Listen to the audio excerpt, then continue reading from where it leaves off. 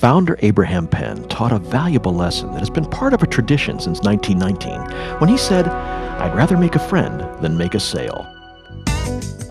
For more than 90 years, Puritan has been making friends as a unique family-owned company right here in Cape Cod. At Puritan Cape Cod on 199 Main Street, as well as Chatham, Mashpee, and Hyannis, you'll find the latest in men's and women's clothing, as well as ski and tennis equipment, and much more. Puritan Cape Cod, 548-0116, or PuritanCapeCod.com.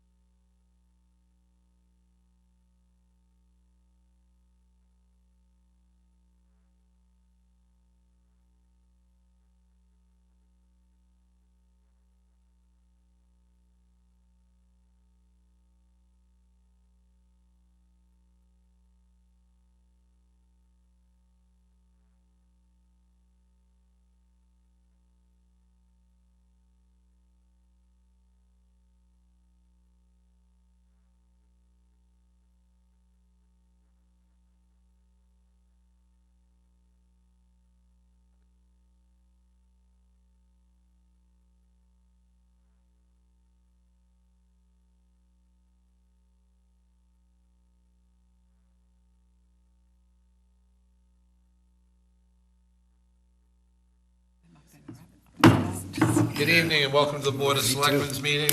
This is Monday, October the 22nd. If you'll all please join me in the Pledge of Allegiance. I pledge allegiance to the flag of the United States of America and to the republic for which it stands, one nation, under God, indivisible, with liberty and justice for all. Before we get going this evening, I'd like to make an announcement, and I'd like to ask for you all to join me in a moment of silence. Falmouth lost two great veterans in this past week. Jim Lewis, who was a sergeant major and a veteran of 4 wars, passed away this past week. And John Flanagan, General Flanagan, passed away last evening as well. And if you all can please join me in a moment of silence.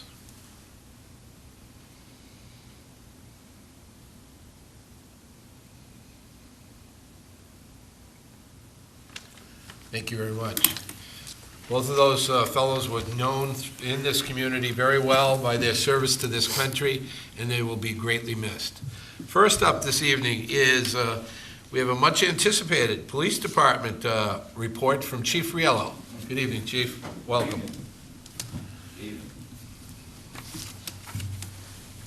I could build up the momentum by not coming the last couple of months, building up to this quarterly report.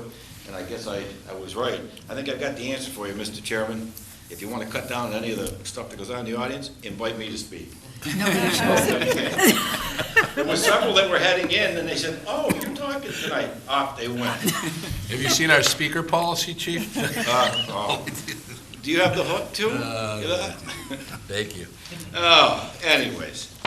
Mr. Chairman, members of the board, it's always a pleasure to come before you, and I certainly thank you for the opportunity to do that. As you know, I've done this on a regular basis to keep you and the community up to date on the, and keep you current with the Falmouth Police Department. We also have a couple of grants before you, and I believe they are after my quarterly report. That's correct. That is, okay. I have those as well. Just very briefly, I'd like to start with introducing and mentioning the new officers that we have in the Falmouth Police Department.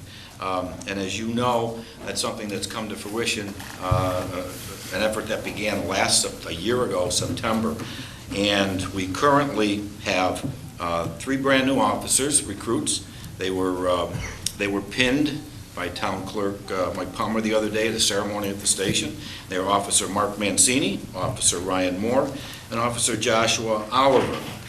They attended the Police Academy in March of 2012 of this year, and they graduated in August of this year. They're involved in a 3-month field training program that will end very shortly. As you know, and I know you've heard me talk about it in the past, new recruits are required to go through a field training officer program. And just quite briefly, what that is a 12-week training program, and they're supervised on a daily basis by specially trained, hand-picked officers as training officers, and they receive 40 hours of training. Many of them are experienced with working with recruits. The recruits don't exist for the 12 weeks. They are trained and evaluated daily, and there's two reasons for that. One, we want to equip them and train the best officers that we can to serve the town of Falmouth. And also, if we have someone that's not going to make it, we want to know that as early on as we can so we can cut them loose. And I'm pleased to report that that's not happening. In this case, they're performing all outstanding. I've received I've received 2 letters from the community on 2 of these individuals, so they're doing great, all positive. They will be assigned a shift in November, and they'll be working the midnight shift. We also have 3 transfers that, again, this process began last November when we advertised. And as you know, we were a little bit more diligent in the background, not that we're not with the recruits, but even more so with transfers, because we like to question their motivation as far as why do you want to come to Falmouth. But we were very, very fortunate in that we have 3 extremely experienced officers and trained in a variety of areas, so they're immediately a benefit to the Falmouth Police Department. These folks, once hired, after only 2 weeks of field training, just to get acclimated to our rules and our culture, they're ready to go. All they need is a GPS so they can find their way around in the streets. And they've all performed remarkably. We had Officer Michael Lee. He came to us from the Webster Police Department, and he started August 27th of this year. He has an associate's degree in criminal justice. He also has other specialties that he's acquired along the way. The next officer is Officer McPeck.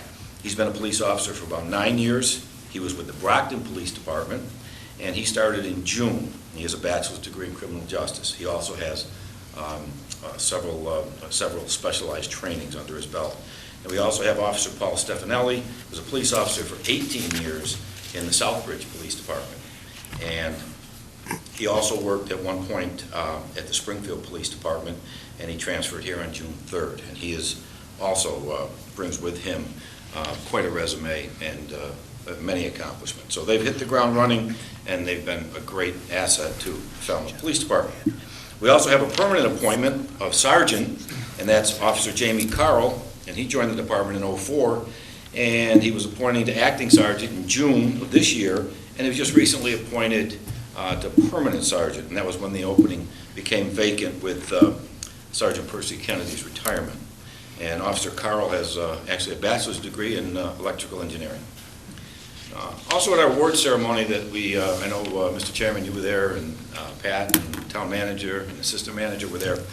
We also took the time to present our badge 1 to our sergeant.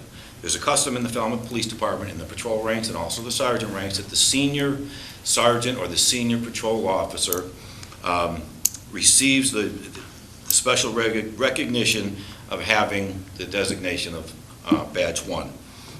Also comes with an extra 2.5 months vacation a year. That doesn't. Doug Jones was ready to come out of his chair. Mr. Chairman, you knew, okay. It's only an extra week. No, and we're very fortunate because this sergeant who was given that designation, Sergeant Christopher Hamilton, and he's been a full-time employee with the department since 1994, and permanent sergeant since just before, I think, 1999. So he's been a sergeant for quite some time, and he will wear it proudly, and we look to them to be role models for the others. So it's quite an honor to have, and he certainly deserves it. The other thing I'd like to bring to your attention is I want to talk about actually two things that are pretty related, and that's our calls for service and our staffing. And something interesting going on here, not unanticipated, but in 2011 to date, all right, a year ago, to this time last year, we had a total of 18,350 calls for service. This year, 23,800 calls for service. So right away you go, what's going on? Does that mean that crime is more rampant in the town of Falmouth? No, it doesn't mean that at all. That's actually stayed pretty constant. However, what it does mean, we break them down even further, and we look at the service calls, people that have called the department to dispatch a cruiser, they want to talk to a policeman or report an incident. And in 2011, there were 11,900, and this year, 12,600. So a little bit of an increase, but not much. But where there's a significant increase is in the self-initiated area. And those are the calls that are documented when the officer initiates a proactive action. And so you might say to yourself, well, how come now? But last year, it was only 6,500, and this year there's 11,000 to date. Well, the reason that there is what we did, and you may recall the last time it came before you, our plan to keep a fifth car on the road was to use that car, all right, to do the kinds of things, the proactive, the things that we had to give up a couple of years ago when our staffing was suffering as bad as it was. So we focused on making this person, this was the officer you may have seen walking Main Street, entering the library, riding on the bike trail with the motorcycle, those kinds of things. But we had, that person was able to take some of the pressure off the others.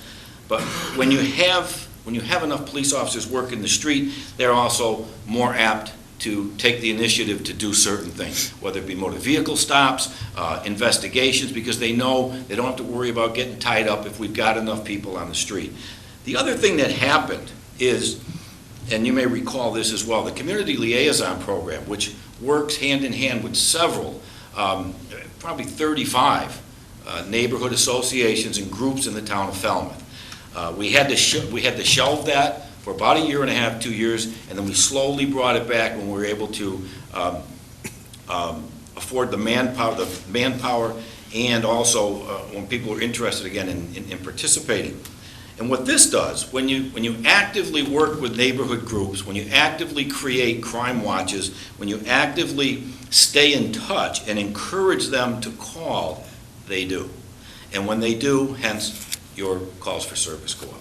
The one thing we don't want to have happen is people out there in the community saying, I didn't really want to bother the police with that one.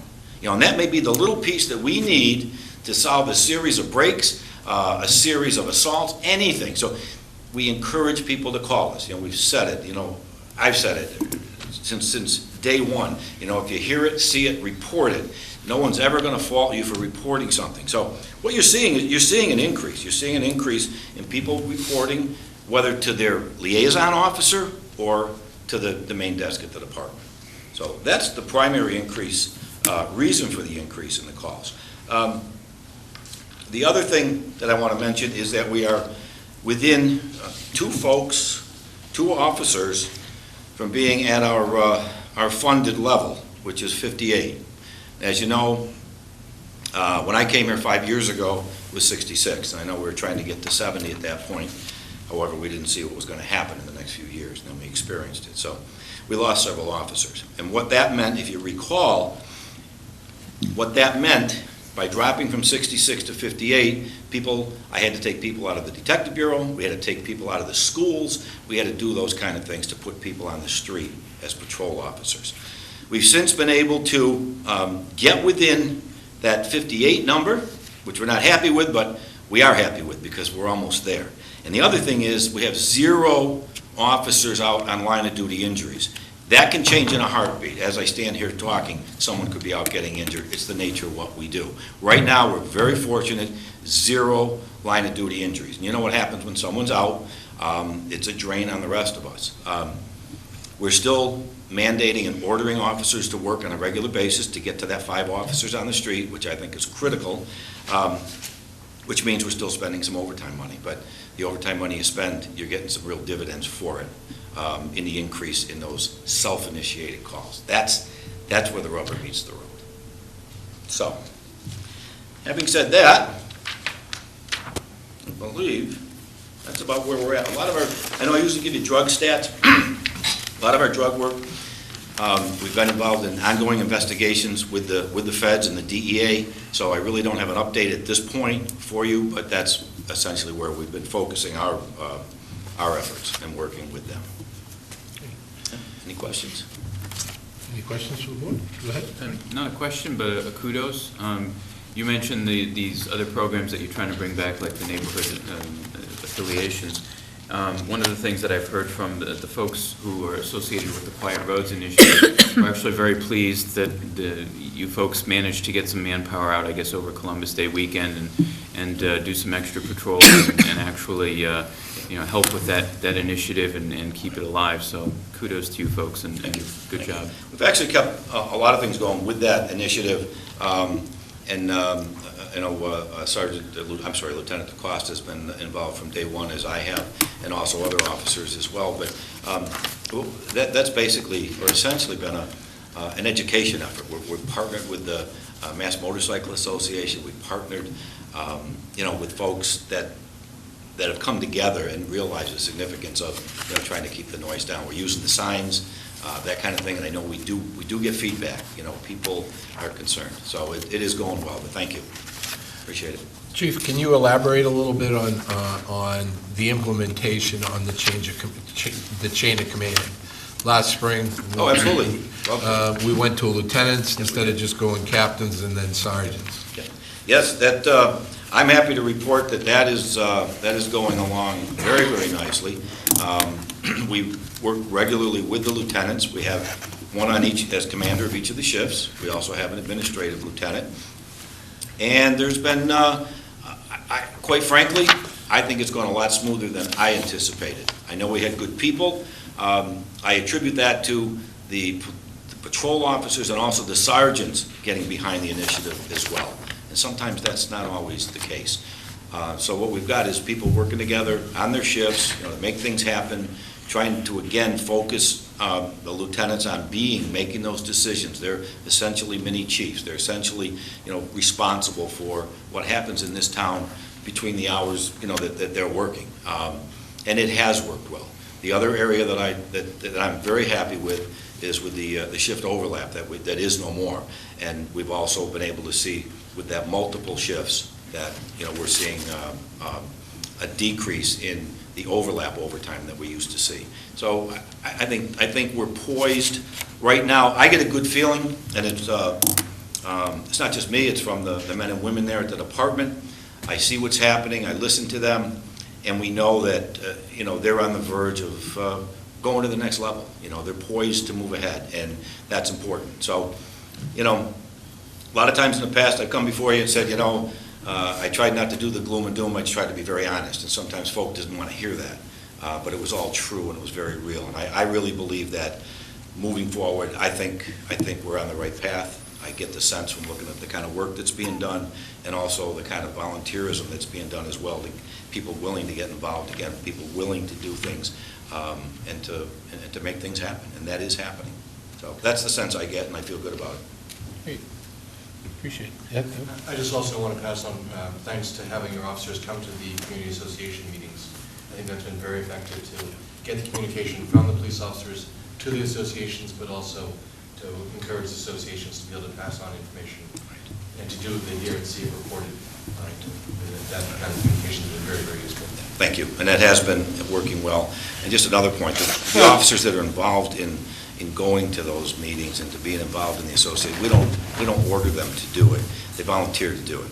They get paid, but they volunteer to do it. Something they believe in, something they like to do. You know, we let them work on problems in certain areas. If there's something that's troubling to a certain association or a certain geographic area, you know, that officer can kind of play the lead, and can also be the conduit to, you know, push people in the right direction and that kind of thing. So, yeah, thank you. Great. Anybody else? Okay, you want to go to the grants, Chief? Please. Let's see. I don't know what's first on the agenda, Mr. Chair, but I have them both. The Edward Byrne grant? Edward Byrne grant, yes, that's a grant, and I know I have what you have in front of you, Mr. Chairman, and I think the board. These are grant funds they're pass-through funds from the federal government through the state to us. As you can see, the budget period is the federal period, which is October 1st through September 30th. Now, the budget period for this is an annual grant through the Edward Byrne grant. The amount is determined by the level of crime, the population, and those kinds of things. So if we don't get as much as another community might, not necessarily a bad thing, might be a good thing, because our crime levels are such that they don't warrant, you know, a much higher award. But this award, as we've done in the past, we've used for equipment. If you recall, last year's grant went towards the purchase of the tasers, and this one is also going towards the purchase of the tasers, because our goal is to get each police officer, because they've all been trained, to carry their own taser, rather than to pass them off, you know, at shift and that kind of thing. They're all stored at the station, but we want each person to have their own, and the SRT team to have their own. So we're going to purchase tasers and battery packs with those funds. Sure. Yes, go ahead. The question I have is, I understand that our wish is to get taser for each officer.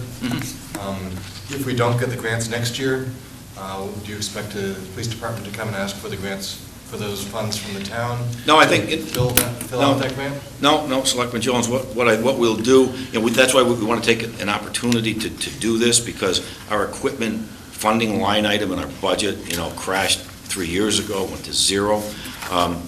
And so this is an opportunity for us. If it goes away, then we'll look for other opportunities. Am I going to come here and say, you know, we need $11,549 because I need this, and this? You know, I don't know, I might. I'd probably double it, though. I wouldn't just ask for 11. No, we'd be able to, we'd be able to get by. But this is nice. It's a nice award for us, and it's almost something you can count on from year to year. Okay, thank you. Yep. I do want to make note that we passed on along this information to the Finance Committee. Unfortunately, they were not meeting between the time that we had the information in this meeting. But I wanted to pass that information on to the rest of the board.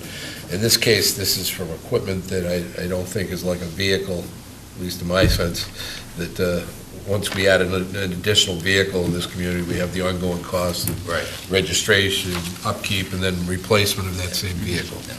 So I'll entertain a motion, if anyone has it, to accept this grant. I would move the exception of the Edward Byrne grant for the purchase of 11 tasers and 19 battery packs. Do you want to get dollar amount on that? $11,549. Second. Okay. Any further discussion? All those in favor? Aye. Opposed? Ayes have it. Thank you. The next up is the VA grant. VAWA grant, Domestic Violence Advocate grant. This is year 2, Mr. Chairman, of a 3-year award that we received. And It's a federal grant. It's one that, this is the second 3-year grant that we've received. After the first 3-year VAWA grant, we went a year without. They wouldn't fund successive years. There was a break in the action, but we were successful in receiving the grant again this year. And what that does is that funds the salary for our domestic violence advocate, who we had at the Falmouth Police Department for the last 5 years. She's a part-time employee, and what she offers, what she brings to the victims of domestic violence, what she brings is invaluable in terms of not letting victims fall through the cracks, doing follow-up, taking a lot of the load off of the police officer in terms of follow-up that would not be done. She's worth, not her weight in gold, she's worth my weight in gold.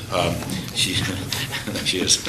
She's that good. She's very well qualified, and she really does a great job. So this is year 2. We also expect another grant next year. Well, it's year 3. So it's automatic because we got awarded a 3-year grant. This is year 2. Can I ask a question? Sure. By having this advocate, does this cut down eventually on the domestic violence calls we have? It may cut down on some repeat calls. That's what I'm asking. Yeah, repeat calls, because what she does is follows up with the victims. A lot of times victims change their minds. Let's say a police officer's at a call right now at a domestic, maybe even talking the person into getting a restraining order. Maybe she doesn't want to. Maybe they take care of the situation tonight, and maybe even the husband or the boyfriend gets arrested. The key is so much changes by morning, and that's why you need to have that follow-up. And it's a lot different, police officers can be effective at it, but when you get a domestic violence expert making that contact and can empathize with these victims, it goes a long way to making sure that they do the right things. They get them to court, they get the restraining orders. So yes, you'll see a cut back in the repeat offenders. Okay. And that's the goal. Go ahead, Doug. Similar question. We'll have this again for the 3rd year. That's correct. Next year we expect. I'm a little concerned because I guess the contract period started 3 weeks ago. Mm-hmm. And maybe next year we could at least have the documentation before the contract period starts so we can approve it. Yep. What happened, should we be expecting that we need to build into our, I think this officer sounds great. I think it's something that can be used. Should we be expecting to build that into the budget 2 years from now, that we're going to have that expense? I plan to, absolutely. Tried to, when we were between the grants, we did. We put her in for a year. Okay. She's that important. In fact, that was under Heather's tenure.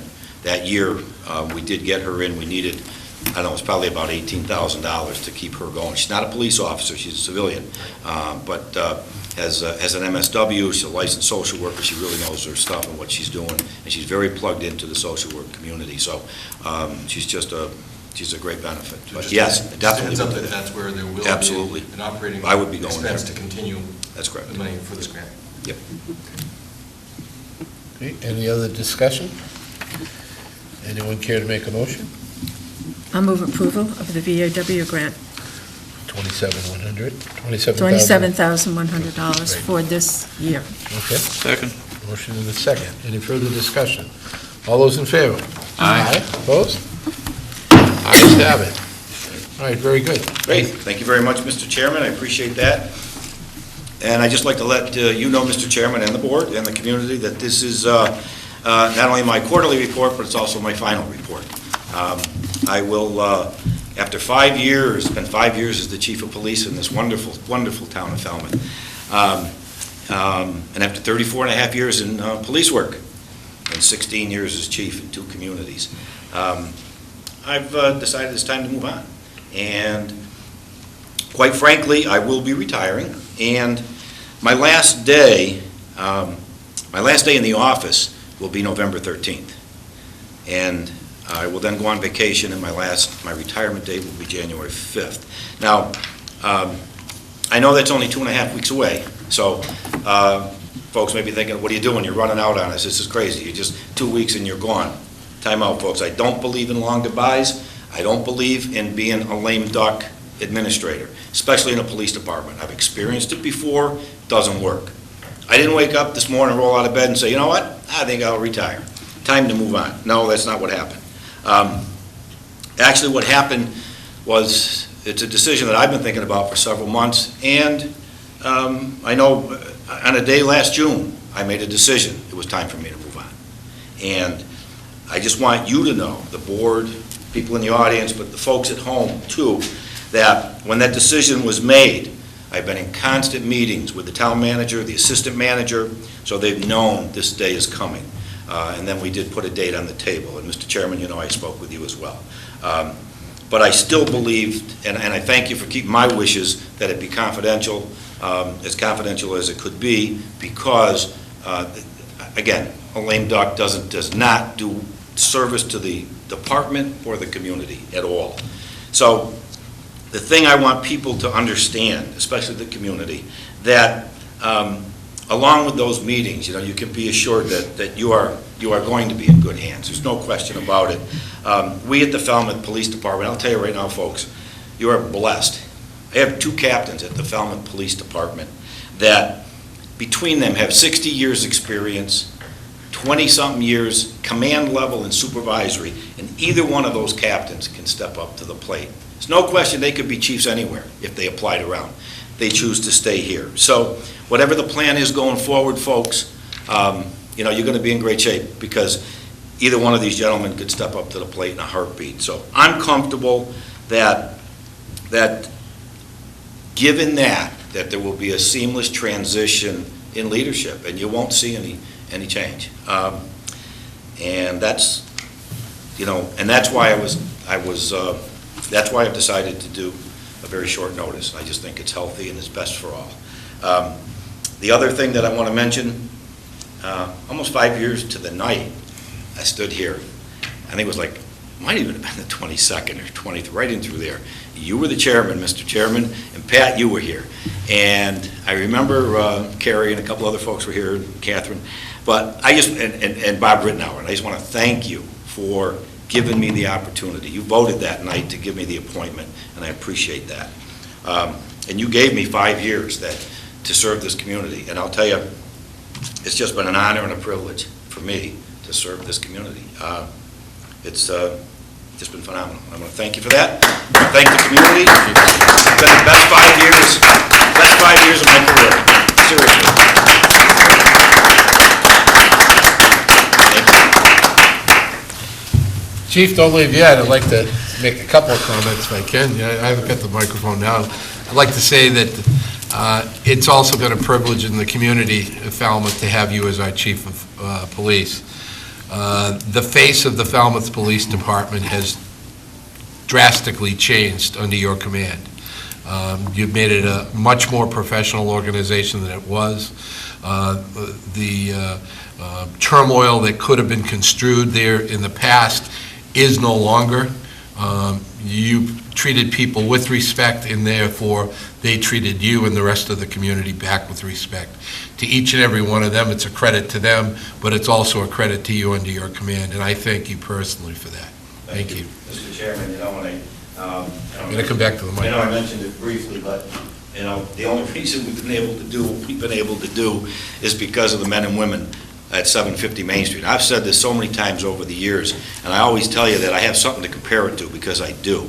And they are the finest group of professionals that I'm serious, that I've ever worked with. And this community has given us the feedback to that effect. That's just, it really is amazing. Our leadership at the police department, we led it as a team. The captains and myself were a team with the lieutenants now, and the sergeants, and the patrol officers. That was the goal, but they were very receptive to that, and that's why we were able to do it. So now it wasn't me, it was them, I'm telling you. Open it up to the board at all? Yeah, I wanted to say a couple of things. I think you've had significant accomplishments during your 5-year tenure, but I think 2 of them that come to my mind that I think are very significant is you have brought the presence of the police department to the community in a way that I have not seen before. And I think that the knowledge now that the community has, because you have worked so closely with members of the community, and I don't mean just boards or committees, but organizations, nonprofits, any organization, is that the community has that sense of knowledge now of what the police department really is, what it's about, and how it really can be so beneficial to them as citizens of the town. And I think that's an extraordinary accomplishment to be able to have that ability to interact at every level of the community in a very positive way that gives the community a great deal of confidence in the department. And the second thing that you accomplished was the restructuring of the department, which is difficult in any department under any circumstances. But to be able to change that restructuring, that I think will have great benefit for the community and also for the officers as well. It provides a command structure that we've not had before, but I think will work so well in not only for the members of the department, but really for all the people in the town. So I commend you for those two, and I know there are probably many, many more, but those two things really stand out, and thank you so much. Anyone else? Did you have some Yes, comments? Mr. Chairman, if I may. Yes, as the board's aware, Selectman David Braga, a former police officer, is due to ill health, is not able to be here this evening, but Selectman Braga asked if I might make a few comments, which I'm privileged to do on his behalf. Selectman Braga wanted to note the many things that have been accomplished by Chief Riello, including the following: beautification of the police building, over 300 patches and 75 pictures hung in the building; began the vertical staff meetings involving all levels of employees; expanded the motorcycle patrol; expanded the bike patrol; expanded and brought back the school resource officer positions; did away with the overlap in shifts, now 8 hours and not 9-hour, 10-minute shifts; redesigned the police cruisers; redesigned and altered the uniform to make it more comfortable and easier to do the job of policing; funded and started an accident reconstruction team; funded the honor guard so the Falmouth Police Department can be represented at certain functions; updated the Smith & Wesson sidearm carried by each officer. This was done through a grant at no cost to the Falmouth taxpayers. Chief Riello initiated the long, or as Selectman Braga said, should I say very long, process of accreditation. This is an ongoing and will be for a while, as the process takes many man-hours to complete, and those of us who've been involved with that in other departments know it is a long, painstaking, deliberative process, and well on the way. Selectman Braga goes on to note that this year the chief added 4 lieutenants to the structure at the police department, making for a more realistic chain of command and a smoother running department. Recently kept a promise to townspeople, hired 6 new officers. 3 are right out of the academy. Those have been touched on by the chief, as well as the 3 transfers from other departments, saving the town tens of thousands on training costs by bringing on already academy-trained officers. The town did not have to pay the 3 laterals, 24 weeks salary each, while attending an academy. These 72 weeks of salary would have amounted to some estimate around $75,000. Chief Riello opened the department up to the public, something that has not happened much over the last number of years. Selectman Braga notes that he's very honored to work there for the chief. The residents of Falmouth can be assured that they are well protected during these difficult times. This department is now poised to remain one of the top on Cape Cod and the state of Massachusetts because of the changes implemented by Chief Riello. And Selectman Braga also called me to note 2 additional items, the creation of the SRT, or Special Response Team. Thank you for that, Chief, as well as the completion of the SRT van, which many of us saw here recently, a wonderful addition to the police fleet. And that concludes the remarks of thanks from Selectman Braga. I have a few myself, if I may. Thank Selectman Braga, even though he's not here. Thank you, Selectman Braga. Appreciate all that. Captain Dunn was responsible for that vehicle, made it happen, volunteered and made it happen. And all those things you mentioned, including yourself, you did the 300 patches. You're the one that did it, I didn't do it. And again, those things that he points out are only because the men and women of that police department wanted that stuff to happen and to make it happen. And they made it happen. You know, I just got out of the way. Great summary. Mr. Chairman, if I might, a couple of remarks. Chief, as town manager, my thanks and appreciation to you on behalf of my colleagues and the administration and a grateful community for your extraordinary leadership and your professional service. I wish you and your family the very best of all things in your retirement, and I want to thank you for the privilege and the honor of working with you. Thank you, Chief. Chief, one last thing, if we could ask you to indulge us a little bit and come back to one of our first nights of town meeting, so that the rest of the community, the town Oh meeting. my God, I wouldn't miss town meeting. Oh. It's been a hoop Just for don't bring the several years laser, now. don't bring the laser. Figure it out, too. If you could come back, we'd appreciate it for one of those evenings. Yes, Brent. Mr. I would Chairman. be happy to do that on the 13th. That is the last day in office. One of the things that was forgotten here was your initiation of the memory of Officer Pierce and the annual Police Officers Memorial Day observances, and the memorial that was just placed in front of the police station as well. So, and thank you for that. And I don't know that I can add too much more, but Chief, it's been an honor and a pleasure knowing you, and you will be missed. Thank you. Appreciate it. Have a good one.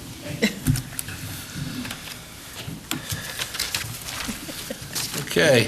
Well, needless to say, the board is going to have some work to do in the coming months, so we'll plot out a plan and the direction and work together to find a replacement, whoever that may be. Next up, discuss and vote the Board of Selectmen's fiscal year 2005 budget policy. I believe you've all received in the packet the budget policy statement, but I'd like the town manager to just recap this a little bit and frame. Thank you. Thank you, Mr. Chairman.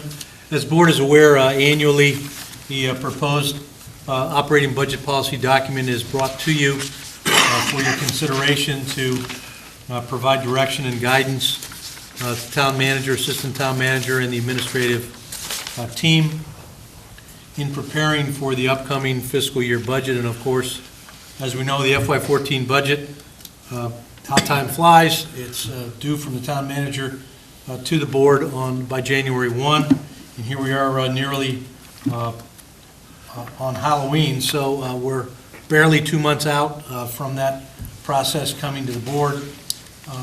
This 4 or 5 page document is a summary draft for the board's consideration. It builds upon really your direction for our existing FY13, using the same caution and deliberation and discipline, and building upon it further as hopefully the modest national recovery continues.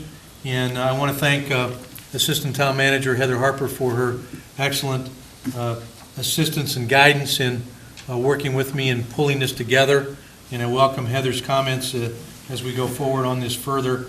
I do want to note that this builds upon, as the board will recall, your strategic plan fundamental goal, which you adopted along with the other goals here this past summer.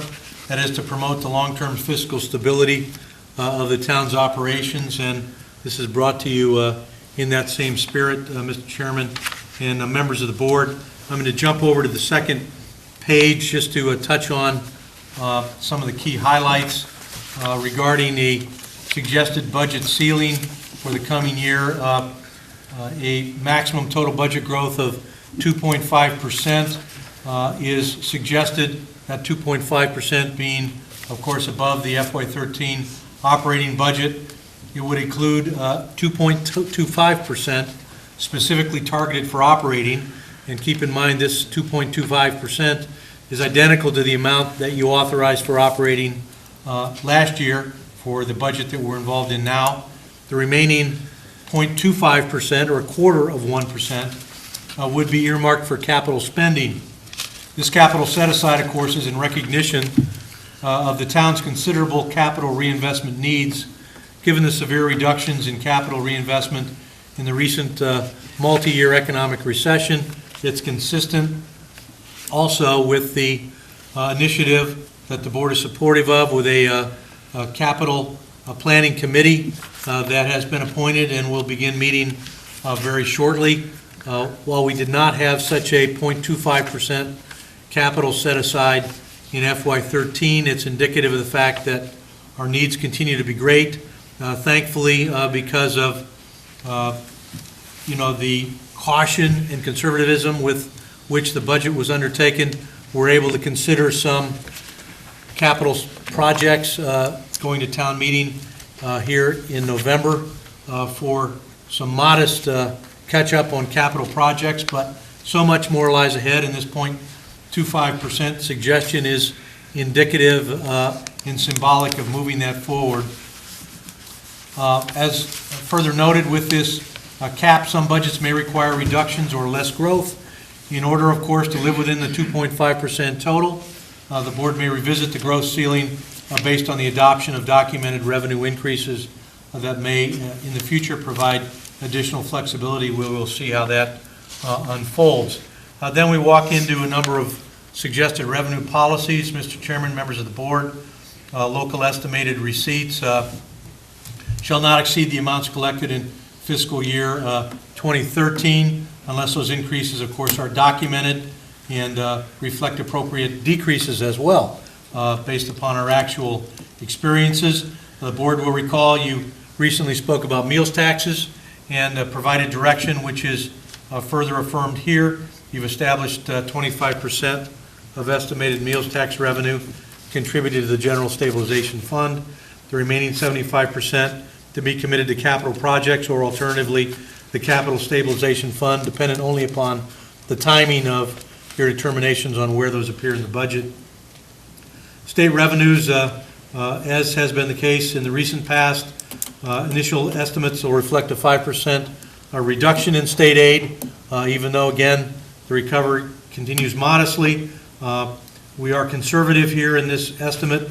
The revenue source may be modified, of course, as the town receives additional information about local aid for 2014.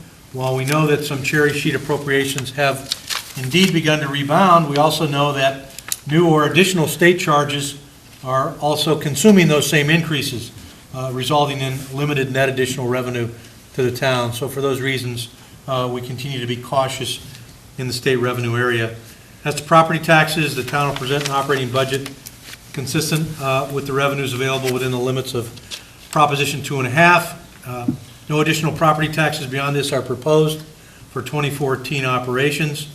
The board shall continue to evaluate temporary property tax increases, as you have in the past, including capital and debt exclusions for the financing of capital improvements or other one-time, I want to underscore one-time, major expenses, but will avoid the use of permanent overrides to fund the operating budget. Moving on to expense policies, some introductory comments there.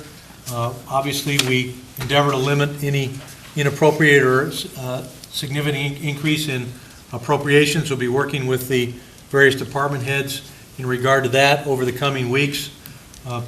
Jumping down to strategic priorities.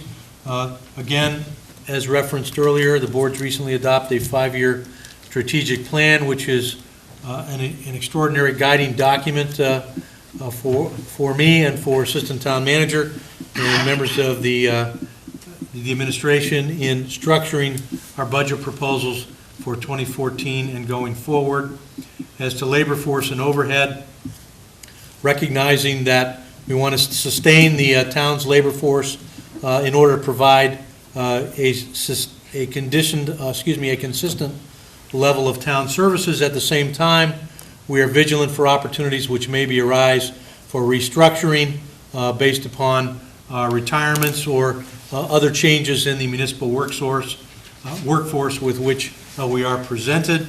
An opportunity, by example, is the proposed merger of Harbor Master and Natural Resources into the proposed Department of Marine and Environmental Services, which the board has recently approved and which will be proposed in the spring 2014 budget for town meeting in greater detail, as we have already discussed. General budget policy and recommended best practices, some listing guideposts there. As suggested, overall financial goals, unreserved fund policy, 10% of the general fund revenues from the previous fiscal year. Stabilization fund policy, 5% of the operating budget for the previous fiscal year. Capital stabilization fund policy to annually contribute 0.5% to 1% of the operating budget of the previous fiscal year. The health insurance stabilization policy, as the board's aware, for the first time in FY13, we were able, through the municipal health insurance reform, working with the board and with the finance committee and employees, we were able to set up a health insurance stabilization fund with town meetings concurrence. We want to continue to utilize that very prudently in terms of managing the town's health insurance expenses going forward. Our target is $2 million in stabilization by fiscal year 2016 in annual increments to stabilize health insurance impacts in fiscal years 2017 to 19. Again, keep in mind the intent there is to level off or temper the increases in health insurance, which have been in the past spiraling at significant double-digit increases. So stabilization fund, along with the municipal health insurance reform, will allow us to manage that at a more reasonable rate to the advantage of other areas of the budget that have been cut back and or so have been lacking, in which we have much catch-up to accomplish, particularly in the capital area. Debt service policy, below 2.5% of the total assessed valuation of the town, with exceptions for projects with other revenue sources, including betterments, lease payment, debt forgiveness, such as water, golf, wastewater, renewable energy, as examples. Another important fund that was created this past spring for the first time in FY13, the OPEB Trust Fund, was sourced with a modest amount of money. The goal is $50,000 to $100,000 annually, and to be increased incrementally as well as we work on that area of responsibility. Further review of financial goals, we provide a table to the board regarding FY 2014 with comparative information for fiscal years 11 through 13. 13, of course, being incomplete because we are in the midst of that fiscal year as we speak. Also moving down to best management practices and budget review criteria. The board supports a model of continuous improvements, as you're well aware, in the application of best management practices to strengthen the finances of the town, seeks to expand monitoring of the systems to ensure progress is made toward financial goals. A number of bullet points follow, Mr. Chairman. I can comment on those or let those stand as presented. There are, I would say, perhaps 10 or 12 of those best management goals, which will continue to work throughout the year, subject to the board's concurrence on this package of proposed budget policies. And be happy to answer any questions the board may have, Mr. Chairman. Okay. I'm going to open it up to questions or any comments that the board might want. Doug?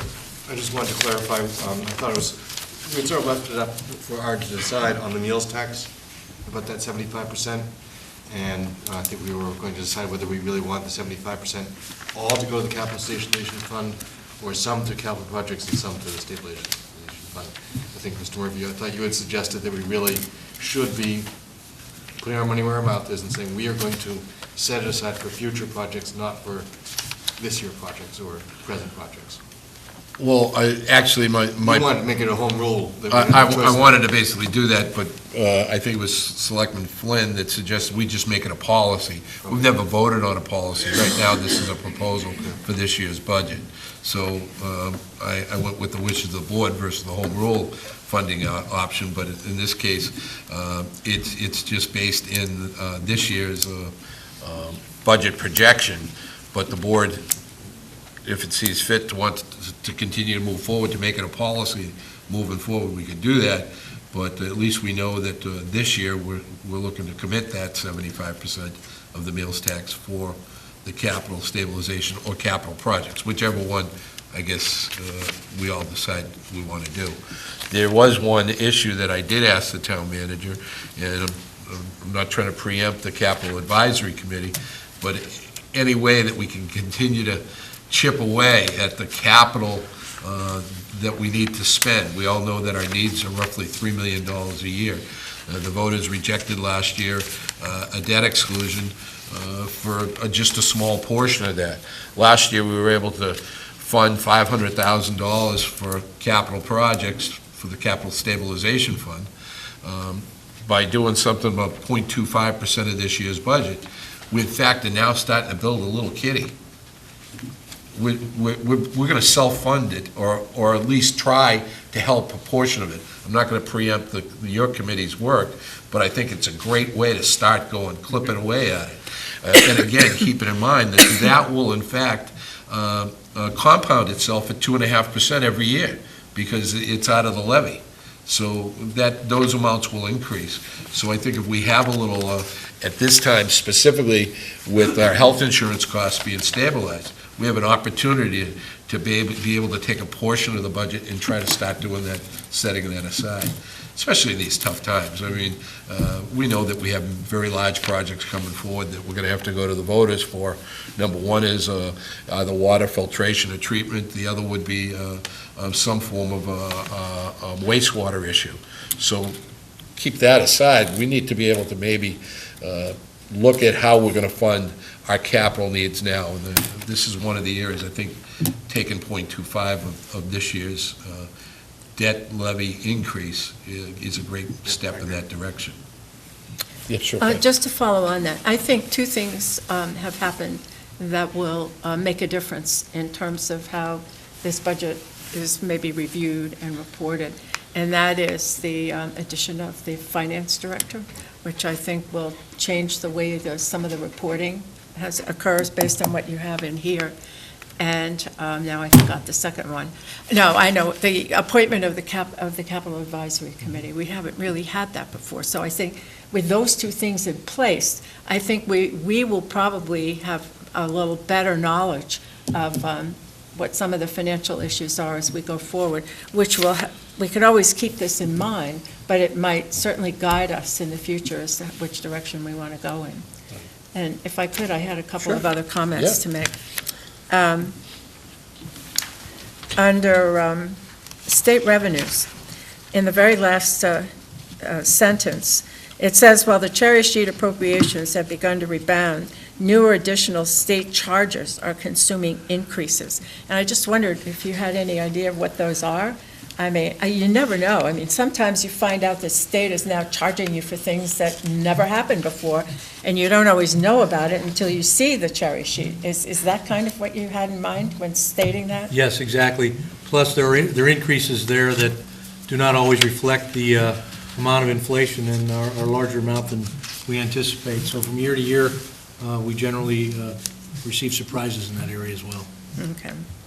Then on 2 more pages beyond that, where it says best management practices, and the first bullet point, all sources of revenue and department operating expenses shall be tracked on a monthly basis and shall compare monthly actual results to the budget. A monthly report should explain meaningful monthly variances, and trends, concerns, and possible solutions shall be reported to the board monthly. I think that's excellent. I really think that's very, very good. We're good with the new financial software. Thank you, yes. Yes, I mean, we haven't really discussed that whole thing yet, but when you have that and every month you get a full picture, it's going to make a huge difference. And then I think having that dedicated finance director is really watching all of this. I think that the level of communication will be very helpful to us. And just on a side note on that, I know that is something the Finance Committee has wanted for years. And if we're able to actually provide that, I mean, it's a great way to run a business. You know what you're spending by the month, and you can move forward. Absolutely. Over budgeting this or under budgeting that. You're The right. only thing that would make it better would be 13 accounting periods instead of 12 months. You know, there's nothing better than 13 accounting periods to monitor your income and expenses. Could I interject, pardon me? Sure. Selectwoman, regarding that financial system, it will not be up and running until later in FY14. So I just wanted to underscore for the board, well, we're very excited, as you know, Selectwoman Flynn, about that coming. It can't get here soon enough, but our ability to provide that detailed information routinely will not be in place until that's fully implemented. But thankfully, our anticipation is in FY14, but later during the fiscal year. That's it for me. Any other comments? Right? Couple of questions, actually. The chart that mentions the further review of financial goals, a couple of these, the capital stabilization and the OPEB trust fund, there's no actual goal. It seems, I'm wondering if these goals, it seems to me most of them are the eventual goals, like, for example, the stabilization fund. I think our ultimate goal is 5%. And obviously, we have that identified here, but for the capital stabilization, I don't think our goal is 1%, correct? I mean, we're looking for something more in the order of 3% annually. Correct. We have not set a firm goal there, Okay. Selectman Putnam. And the thought was that with this capital committee convening, that probably would be appropriate to be an item of discussion with that committee. The OPEB trust fund is another one that, having just set it up, we have a long way to go, and we do want to set a goal on that, but Okay. it's a little early for us to do that at this point. All right. The other question I had was about the state revenues. We're doing a 5% reduction in state aid from the prior fiscal year. I know in years past, we've done larger reductions, and it's done us well. Are we comfortable with this, or are we perhaps being a little optimistic that this is going to come in? At this point, I'm comfortable with it. We're monitoring things going forward, and we think conditions are generally improving, but not to the extent that we are comfortable going positive, but merely keeping it only 5% to the negative. Okay. The last question I had, or maybe the argument that I would make, in FY12, our budget policy was 1.5% over the prior year. Last year, we did 2.25%. Now we're doing 2.5%. And while I understand, and I love the idea of actually earmarking 0.25%, I'm a little concerned that we're having a steady increase here in our annual budget. And I'd really like to see us hold the line at 2.25%, period. And if it means bringing the operating budget down to 2% of an increase and have that 0.25 set aside for the capital, I'm comfortable with that, and I'd like to actually see us make it happen that way. Okay, Heather? Just a quick comment. Last year's operating budget did come in at the 2.25%. In fact, it may have been a hair lower than that. But when you added in what we invested in the capital stabilization and the other stabilization funds, the budget was actually 2.5% last year. The budget adopted by this board was higher. And I don't know, I should have brought that with us, but it actually illustrated in the budget presentation what was operating and what was capital and what was stabilization funds, just so the board knew that the operating budget itself was a 2.25%, which is exactly what's being recommended here. Except, when you talk about the capital and the stabilization, those figures, I thought we were keeping those separate. Last year, we did keep them separate, yes. And we're not keeping them separate this year? The capital stabilization fund is now aligned within the operating budget. Okay. It was not last year. I see. So that's the difference. So the 2.25% really is not operating if it's including the capital stabilization. It's a little lower than that. Yeah. True. I guess with that in mind, and I'm looking at this, and I realize that we did in prior years, when we talked about the meals tax, that we did actually specify in our policy that would remain outside of the annual operating budget. And I think I would like to have that language in the policy on an annual basis so that we don't get caught up in this slow merger of this back into the operating budget. And if we have to, at least that way, I think I'd be more comfortable with the idea of the 2.25 and the 0.25, just so that we can differentiate. Because that was one of the promises that we made to town meeting, was that the meals tax was not going to be rolled into the operating budget, that it was always going to remain separate, and we were going to specifically earmark that for things such as stabilization, capital, and other special line items, and not end up increasing the operating budget with those funds. I tend to agree with you, specifically because once anything gets into quote-unquote the general fund, it's lost in other space. Of course, keep in mind that anything in the stabilization fund requires a two-thirds vote in and two-thirds vote out, and the stabilization fund itself, the general stabilization fund, is part of operating.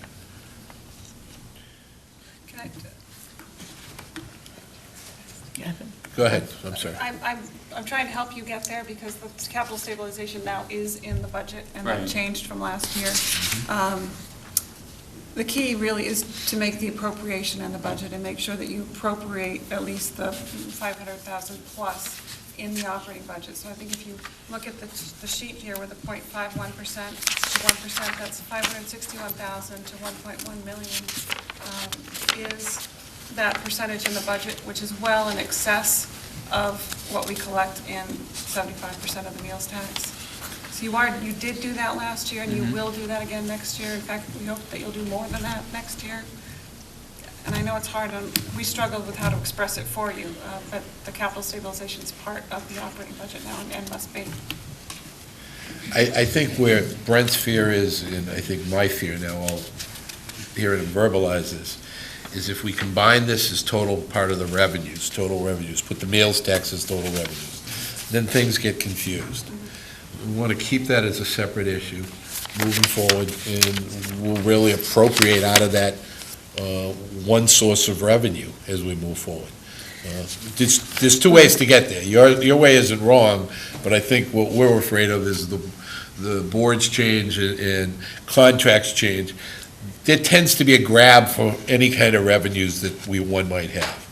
Well, if you look at what it says that the board so established that 25% of the estimated meals tax shall be contributed to the stabilization fund. That's is that 25% that's in the operating budget? They're both. Or is, Yeah, yes, and, that and the- has been in the and the past. 75% is in there at the same time. Right. But the 75% already states that it's committed to capital projects or the stabilization fund. The one thing I think we're nervous about, I think if I'm wrong, is that we're not substituting the meals tax for this other contributions we're talking about making for this capital stabilization fund. We're gonna come up to $750,000, and then we're gonna say, well, we said 0.25% of the budget is gonna be, for capital or capital stabilization. We're not gonna fund it out of the meals tax, is what I'm saying. So you're gonna use this funding source twice. Yeah, the meals tax was supposed to be exclusive, so it's 25% of the meals tax, and then, at least the way I see that this should be done, is that we need to insert some language in here to make sure it's understood that it's gonna, the meals tax is always separate. It's gonna be 25% of the meals taxes for the capital 75% of the meals taxes for the capital stabilization, and 0.25% of the operating budget increase is going to be set aside for capital stabilization. So the two funding sources are mutually exclusive, and we should have some sort of statement in here under this paragraph regarding the meals taxes that, the meals taxes were and have been and should be into the future earmarked specifically for these items and shall remain outside of the overall budget. I guess what I don't understand is why it matters whether it's within the operating budget or not in the operating budget. As long as you have the controls on it, that it's established that where the 25% can be spent and that the 75% is in the stabilization fund, they both require a 2/3 vote of town meeting. So why does it really matter whether it's in the operating budget or not? The percentages you can give with and without the stabilization fund. So I don't think keeping it outside is necessarily a determinant of any more control that there is on the funding, or less control, as the case may be. I think the issue is more that we want to see the meals tax be an increase in the capital expenditures we did, not a replacement of funds that were coming from someplace else. And so what I'm suggesting maybe is in the paragraph above, when it says this 2.5% will include 2.25% specifically targeted, that sentence saying this does not include the expenditures from the meals tax. That those two things are excluding the meals tax stipulation that we have. And then in addition to what's listed there, we want the meals tax to be on a separate line item with 25% going to the general stabilization fund and 75% going to capital expenditures, either in the current operating budget or to the stabilization fund. But that meals tax is completely separated from any other part of the operating budget, is how I understand you're saying that. I think maybe you need to talk about the operating budget and either the value of having it in the operating budget, the importance of it being there, or maybe it doesn't matter. It could be hanging out there somewhere else. I just don't see that where it is in the budget has any effect on how it's spent or not spent. Okay, Brent, and then I agree, it doesn't, but I think the point that I'm trying to make, and I think Doug restated it, I don't want to beat a dead horse here, but ultimately it comes down to, it's the promise we made to town meeting. That when the meals tax was passed, we told town meeting that this money would not be rolled into the operating budget. And I think we need to make it clear every year when we establish our policy that the meals tax is separate from the operating budget, and any way we earmark that money, it's identified separately. Can I try something? Because I think there's two ways you can approach this. In order to ensure that the meals tax went into a fund and was sustained there, you created the capital stabilization fund, which is a special statute, which is part of your operating budget, just like the general stabilization fund. So last year, we made that step to do that. How you can illustrate the meals tax is in your funding sources in the budget. You could state local estimated receipts, give it a number, meals tax, put that number as a revenue source, and that revenue source would match up with the capital stabilization fund, and hopefully the capital stabilization fund will be more than that. The goal is to do more, obviously, but if you list as a funding source every year, just like we do Cape Cod Commission, we have a few little funny things. Throw the meals tax in there it's just illustrating that it exists and what it's going to, rather than trying to figure it out on the expense end, just sort of what we just ran into with the Finance Committee and trying to figure out how to pull from the capital stabilization for this upcoming town meeting.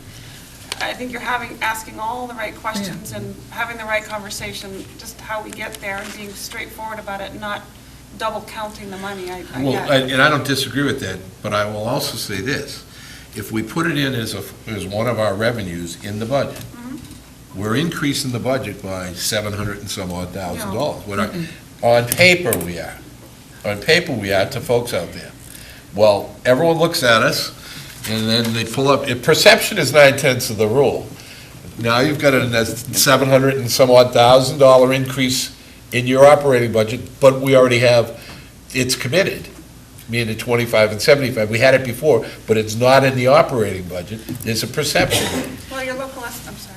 Go ahead. Well, I think when you say that we're not going to put it in the operating budget, the assumption and the perception could be on the part of town meeting or others that it was going to be spent for the operations of the town and the departments. The fact that it's in the operating budget, which is just a name given to the budget, doesn't necessarily mean that it's going to be used for the day-to-day operations. It's in a line item in that budget because that's where it belongs. I mean, where else are you going to put it? Put it off to the side and somewhere? Folks out there will have a perception that our operating budget increased by 1% if we include that. I'm just saying, that's out there. When you talk to folks in any other department in town, say, well, your operating budget increased by 4% versus 3%. Why couldn't I get a raise? Well, what you can do is explain the difference. How are we going to explain that in the street? This is simple. This is just bringing it down to the simplest terms, Pat. That's what I'm trying to say. You and I know that, but we're trying to be easy to explain to everybody out there. But we don't want to hamper the accounting, if you will, of the budget and the operating budget itself by, I mean, maybe we need to do a little education and let people understand that this doesn't increase the operations of the town. It just tells you what the available monies are. X amounts used for the operation of the town. These are stabilization funds. You put them off to the side, but they're still in the operating budget. I don't know. I'm just... Yep. Go ahead, Brent, and then Doug. If I may offer a suggestion, however the accounting comes out, I think ultimately what I'd like to see in this is that we make a clear delineation and we make a statement in the policy that the meals taxes that we collect are not meant to be used as part of the annual operating budget. Whether And maybe we say, with the exception of these line items, stabilization and the capital stabilization fund, if we have to make those exceptions. But at least make it clear that we're not including it in the general operating budget, because there was a fear in town meeting, and this is why I say this is the promise we made to town meeting. There was a fear that this money would get rolled into the general fund, and we needed that money for stabilization. We needed that money for capital, and that was the pitch that we made to town meeting, and that was what town meeting agreed to pass this based on those facts. So that's the one thing. And then the other thing in the paragraph, the first paragraph of the second page, when we talk about the remaining 0.25% will be earmarked for capital spending, as Mr. Jones noted, have something in there that specifically notes that that is over and above whatever is set aside from the meals taxes, so that we're not double counting that and saying, oh, we've put in X number of dollars. Well, that 0.25% needs to come out of the annual budget, out of the increase that we're proposing here, and not come out of the meals taxes. That needs to be separately itemized somehow. And I'd like to take it a step further. That 0.25% is over and above not only the meals tax commitment, but the other commitment that we have of what is it, 0.5 to 0.1% of the budget will be used for capital stabilization. This is our increase opportunity this year. This is our chance to get more money into that capital stabilization. So, go ahead. Well, I was just thinking, perhaps we can work on the language, and we have another week before we have to pass this by the, according to the town charter, it's honored before November 1st. We are meeting next week. No, we are not. Oh, we're not? We don't have a meeting next week. Oh, well, that could make things dicey. Oh, Well, It's been on. well, we could ask them to do the changes. well, we were a Approve them week with late changes? last year, I think, so if the public would forgive us for being a week late with our homework here, so to speak, I'm fine with, let's try to work these changes into the policy so that we can come back and actually vote it. My only Steve, you suggestion had on that something to is say, I'm sorry. that I wouldn't mind almost approving the policy that we have it right now, with the provision that we are going to have this capital advisory committee that I think could make some recommendations exactly on these issues, at which point we could then look at this issue again and change our policies based on what recommendations. We're talking about exactly what these capital investments are going to be and how we're going to fund it. Yeah. I can see us accepting a policy that we, 6 months from now, say, okay, now we have some new ideas, we want to revote the policy.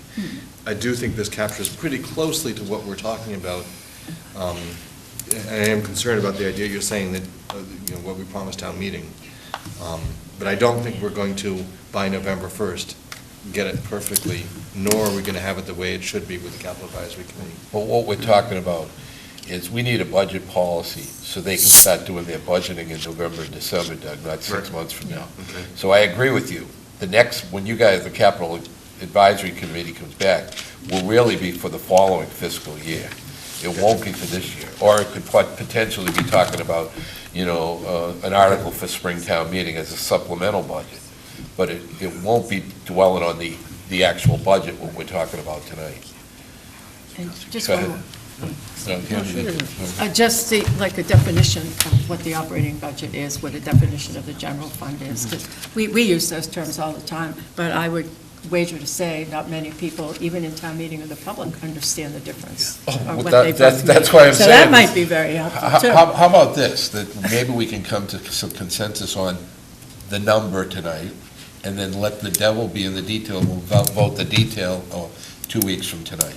Meaning, go along with the policy statement about the 2.25 and 0.25, but that we'll look to see the language changed in how we're going to separate that stabilization, those other funds. Okay, how about we approve a draft? We'll call this a draft, approve the draft, and then we'll come back in 2 weeks and approve the final copy. Right, the budget policy. Because I'm not comfortable passing a final version of this That's and fine. then saying we're going to come back to it later.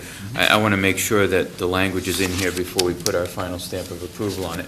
And with respect to the Capital Advisory Committee, their job, our job, is going to be to come up with funding sources not to set policy. I think we as a board need to set the policy, and they'll come up with the funding sources. Okay. So I tend to agree with you there, and I think that's something, Julian, you can work with over the next 2 weeks. Could I suggest one Right? clarifying item, which, because I can see what's, that there's some confusion that's been generated by this. Under capital stabilization, I'm looking at the table, as opposed to the 0.5 to 1. The intention should really be that it should be the 0.25 plus 75% of the meals tax. So that should be the goal. Well, what happened to the money that we had in there last year, which would be It considered? stays in there. It stays in, last year we had $500,000. Right, but that was an exceptional year where we had some one-time savings from a number of health insurance reform and other things, and allowed us to do, with the Finance Committee, some reallocation. I'm reluctant to take the leap that we'll necessarily have $520,000 on top of the 75% plus the 1/4% to be fully additive there. I just want to be a little bit cautious going in. We'll see what's happening to right now, and I'm starting to think, is that we're supplementing, well, geez, we gave the other 0.5% of the meals tax. Now we're just supplementing the budget that we had last year for the capital. Well, prior to last year, I think, we did give 520, but I think prior to last year, we were, I don't know if we even put $250,000 in each year in, Heather may recall that, but last year was an unusually large amount in capital We stabilization. didn't have it. Okay, we hadn't had that for. Yeah, we didn't have a full year of the meals tax prior to that. Right, and so historically, we've not been there. I just want to be a little cautious that we don't set such a lofty goal, which I applaud, but to the prevention of some other basic operating needs that the town has. I just want to be a little cautious in setting that too high early on, so. So if what you're saying for the chart, then that would go with what I had said, is that the 25%, remaining 0.25% would not include the meals tax addition. Right. And then under meals With the tax, guaranteed, the remaining 75 shall be committed to the capital stabilization fund. Right, and Not to, directly to that. true. So with those two edits, I would actually feel, I think we could go ahead with what we're saying.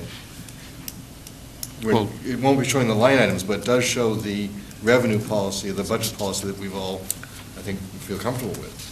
Which is why I suggested we pass this as a draft, and then we can get the exact language in 2 weeks. I still have to ask a question. What happened to the $520,000 last year? Well, What is that getting It's a fund balance. absorbed into? Isn't it a fund And balance? what are we going to use that? It'll in the remain in budget? capital stabilization. No, I'm talking about, we used that as a percentage in our budget last year.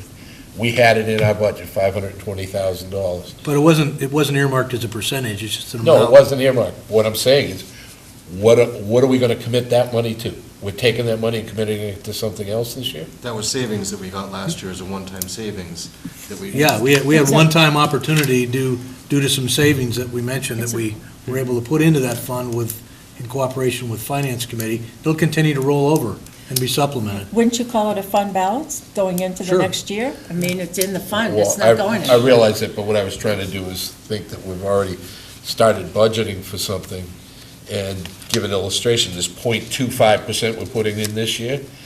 I think that should be a rollover and automatic next year because it came out of new growth. Well, I mean, that's what I'm saying. It's just like a salary. You have an employee or you have a salary, you're going to, the next year, fund that salary out of the same thing, out of that same. We just won't have the one-time savings in FY14 that we enjoyed in 13, from which we sourced the $520,000. Chairman Murphy, I think what you're saying is that next year, if we put 0.25% of weighted stabilization, that dollar amount, we should expecting to put to stabilization every year. Well, we should have it carried over from Yeah, this year, yeah, and then it does. next year, if we Maybe get some more money. Right. But the that sa- we should be Right, expecting that that is a line item, dollar figure or more, that we're putting aside every year. right, and that figure compounds at 2.5% too. In other words, because we're gonna have growth on that figure as well. The 2.55%. Oh, I of see the what you're 520 saying. plus the- yeah, okay. Right, okay? Yeah, okay.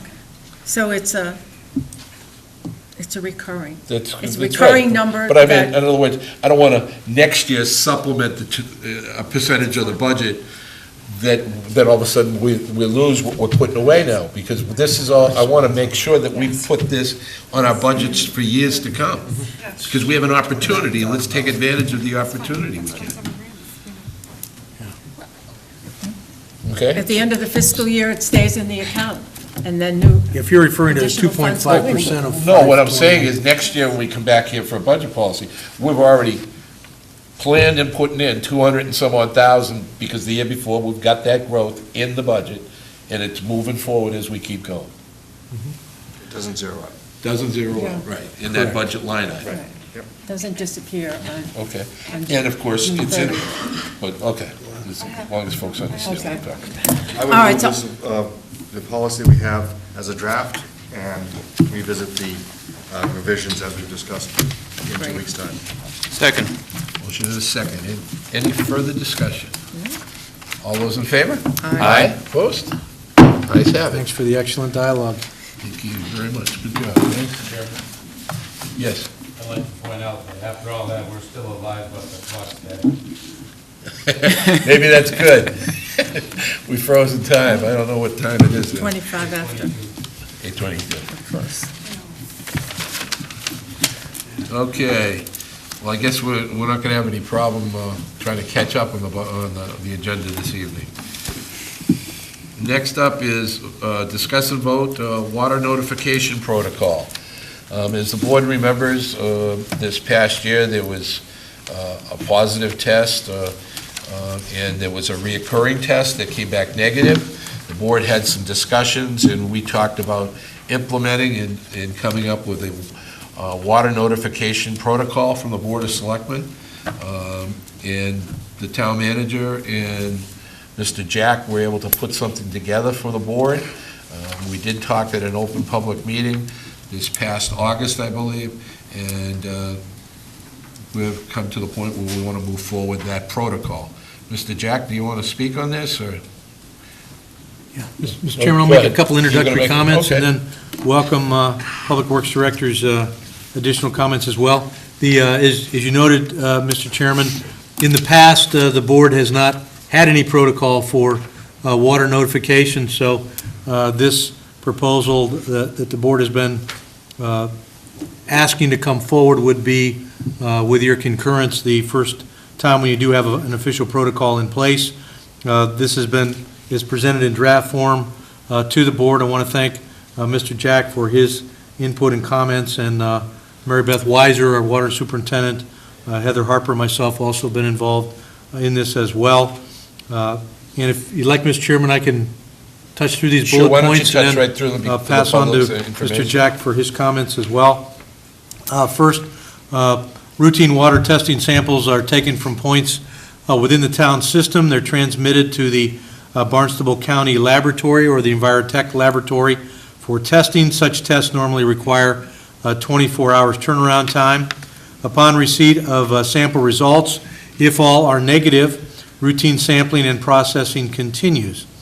If one or more of the sample results test positive for E. coli, the Mass Department of Environmental Protection, the DPW Director, the Town Manager, the Board of Health Agent receive a notification by the Water Superintendent before the end of the business day. The Town Manager notifies the Board of Selectmen Chairman. Following that, repeat water sampling is conducted within 24 hours at the same locations at which the initial E. coli positive was identified, as well as one upstream and one downstream location for each positive sample site. These repeat samples are then transmitted to the laboratory for analysis. Test results require the 24-hour turnaround time. If the results of repeat sampling confirm no positives, the town returns to the standard sampling protocol, and the above agencies and all individuals are so notified. If the results of the repeat sampling confirm one or more samples positive for total coliform or E. coli, the water superintendent immediately notifies the Department of Environmental Protection and initiates the public notification process in accordance with the regulatory requirements, including state boil water protocols. Additional town actions will include the initiation of Falmouth's local emergency planned by the Emergency Management Coordinator. In this case, that's Fire Chief Sullivan. The initiation of reverse 911, public notification as soon as practicable within 24 hours, and mobilization of portable message boards to convey information to the public as well. Sampling and testing continues in accordance with DEP regulations until there is a confirmation of no positive samples, with routine public notification and updates following. And of course, Mr. Chairman, this is pursuant to Mass DEP Drinking Water Regulations 310 CMR 22 and related sections. And these are presented to the board in draft discussion form this evening for your thoughts and consideration. I welcome Public Works Director Jack's comments or thoughts as well, and happy to answer any questions the board may have. Does anyone on the board have any questions, comments? Mr. Jack, do you have any comments on it? Let the document speak for itself.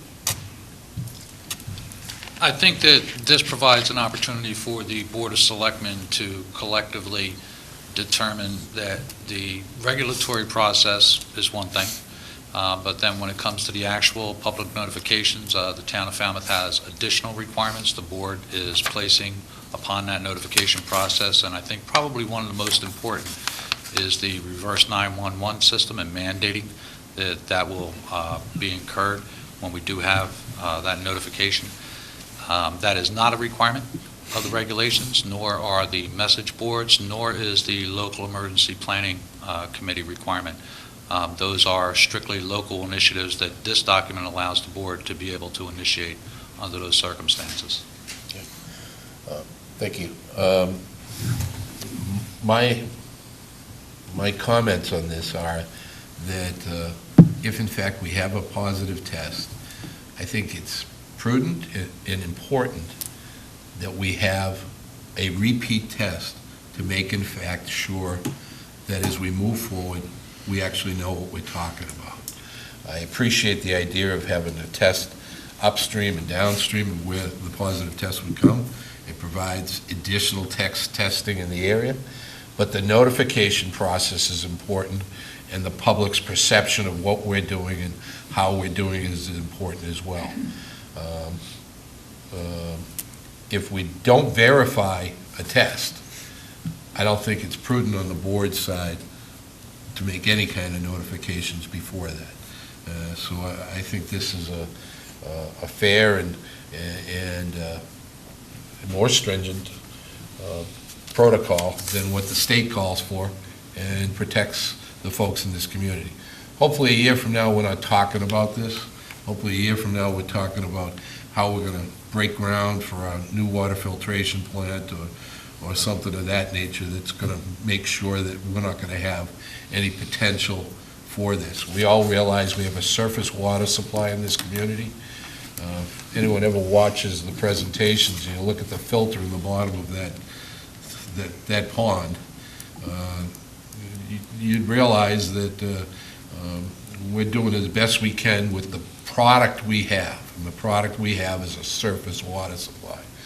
But we also need to protect the balance, have a balancing act for the community out there, so if in fact our system does get tainted in some form or fashion, it wasn't treated enough until we come up with a long-term solution, that we need to notify them, and I think this document gives us that opportunity. Doug?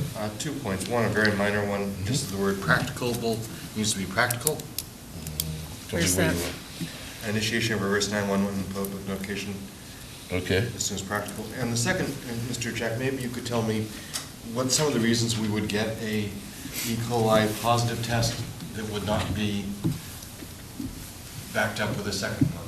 What are some of the things that cause us to get a test that is basically a false positive?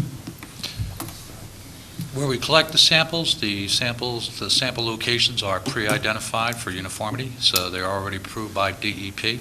But anything touching that sample site, namely it's a faucet of some type, all right? But anybody and/or anything physically touching the faucet can result in a contamination event or a sampling error, if you will. So that's one of the reasons why it would be confirmed. Presume for the sake of argument that someone had not washed their hands and touched a faucet. Then when we're running the faucet in order to obtain the sample, it's very easy for that sample to become contaminated. That doesn't necessarily mean it's a water contamination event. It could also be a bad sampling bottle.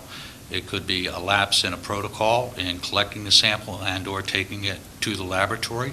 On very, very rare occasions, there could be laboratory errors because there are protocols that the labs must follow as well. So that is one of the reasons why it is important in order to have a confirmation sample. Even with the confirmation sample, I think, just for the board's clarification, when we're talking about coliform, everyone in this room has E. coli in their body right now. It is natural to humans and mammals. It's part of the intestinal tract. It helps in the digestive system as well as produces, I think, vitamin K. But so it is very, very natural. But with an unfiltered surface water source, it is very natural in that source virtually at all times by virtue of being an open watershed that has a natural environment. So coliform live naturally in the soils. Fecal coliform, or E. coli, are subsets of coliform that come from feces and can come from any mammal and or human. So it could be animals, could be birds in the watershed. So when we have heavy rain events, then we can have higher coliform counts on a raw water supply. So there is the biggest problem for us specifically is having an unfiltered surface water source. The coliform is already there naturally. It's just allowable and unallowable levels. Correct. So in the system side, there are just a number of different factors that could impact a sample. A laboratory sample is very, very specific. It has to have a sterile container, sterile conditions, and it only takes an organism to be able to proliferate and grow because that's what the sample test does. It takes the sample, strains it out, and then gives it a nutrient, a broth in which to grow, so it will proliferate very quickly during that incubation period. So literally it will start to form colonies that become visible to the naked eye and you can actually count. So you're giving it a food source and asking it to multiply. It doesn't take much. It's a sterile environment that's required though. There's just a point of information. How many people do you think in Falmouth are still on private wells as opposed to public water? We have a significant number of wells that are used for non-potable purposes, but as far as potable wells, it would be less than 2%. Less than 2%. I say that because people who do have their drinking water in a private well, they also can periodically, whenever they want, send a sample or take a sample over to the Barnstable County Laboratory, and they will test private wells. I think it's like $10 or something like that. But a lot of people never do. And I think about the town of Truro that has no public water supply. Every single resident in Truro is on a private well. And there are a lot of issues there. So, you know, if we didn't have our own public water supply, it would be extremely difficult to try to make sure that you had safe, clean drinking water if you had a private well, if you don't have it tested periodically. Just as a point of interest for some people who still are on private wells.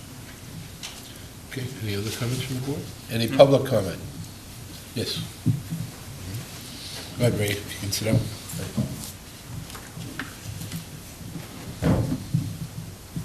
Thank you, Mr. Chairman. Matt McNamara. It was hard to digest the policy as it was read so quickly, so I'm not quite sure. So if I could ask a question and then make a comment.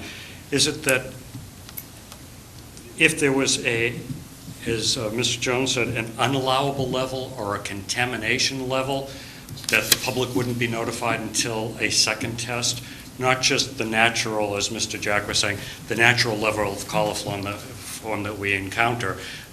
Is it a higher level that we're talking about? So if contamination occurs, tough position to be in, the chairman of the Board of Selectmen gets notified, Board of Health gets notified, but the public doesn't about contamination until a second test result comes back. Is that basically what? What it basically says is, it even goes by the state DEP guidelines, which says you have to verify that positive test. Right, but the positive test is not just the naturally occurring coliform E. coli in the surface water that Mr. Jack was talking about, but a level of contamination. Well, it's a digital thing that you are always going to have some coliform in it. Right. Once it gets to a certain number of parts per million or billion, that's when it becomes a positive as opposed to a negative.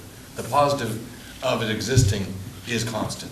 It's always in there. But if that were the case, you'd be getting reports all the time about that. So there's a difference. It's a contamination level, whether it's digital or not, that gets reported to the chairman of the Board of Selectmen and the Board of Health. Once it reaches above whatever Right. that cutoff is. Right. And I guess my only concern about that is that not only is it a tough position for whomever the chairman of the Board of Selectmen might be at any given time, but I was trying to think of an analogy, because this has been something that's been happening for a while. If the brake light on your car came on, you probably wouldn't give it to your kids to drive, waiting for the mechanic to verify whether or not it was a false light. You just wouldn't let your kids drive the car. And I guess that's what I'm worried about, is that I think we can handle the information. If it's contamination level, why not let the public know that? We can stop drinking it, we can boil it on our own, we can do whatever else. I think that, the brake light analogy, you're not going to let your kids drive to the prom with faulty brakes or the suspicion of faulty brakes. So why would you let us drink water that has a contamination level? It might be faulty. Somebody might have not washed their hands. It could be, for whatever reason, 24 hours or whatever the period, I couldn't quite follow it, later, so everything's fine, we're going to be happy. But I'm just at a loss why, if it's a level of contamination, if it's something that's that risky, that we would have to notify the chairman of the Board of Selectmen or the Board of Health, why the public wouldn't know about it. Well, I guess that you just summed it up by it's that risky. I guess what I'm trying to say, and what we go by what the state DEP standards are, they don't believe it's risen to the case to notify the public because they don't believe it's risky enough yet because there is not a positive sample that's been verified.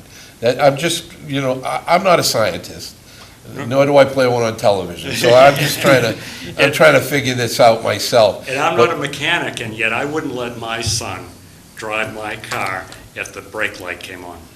Right, but go ahead, I'm gonna let you speak because I know you wanted to say something, but bottom line is that there are, sometimes if something happens and you alarm people, then when you alarm them, more could happen from the alarm than actually not alarming them.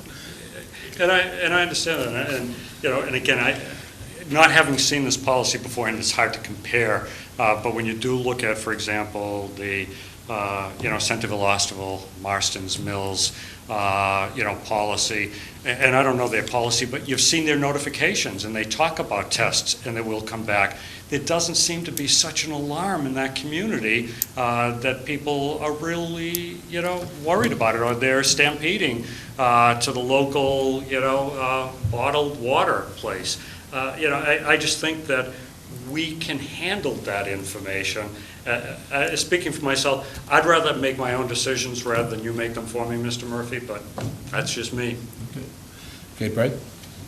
I like the car brake analogy, but I think it needs to be qualified because, what we're doing here is every 24 hours, or several times a week, I should say, and Mr. Jack can correct me if I'm wrong, but several times a week a sample is taken. So you're driving your car and the brake light comes on today.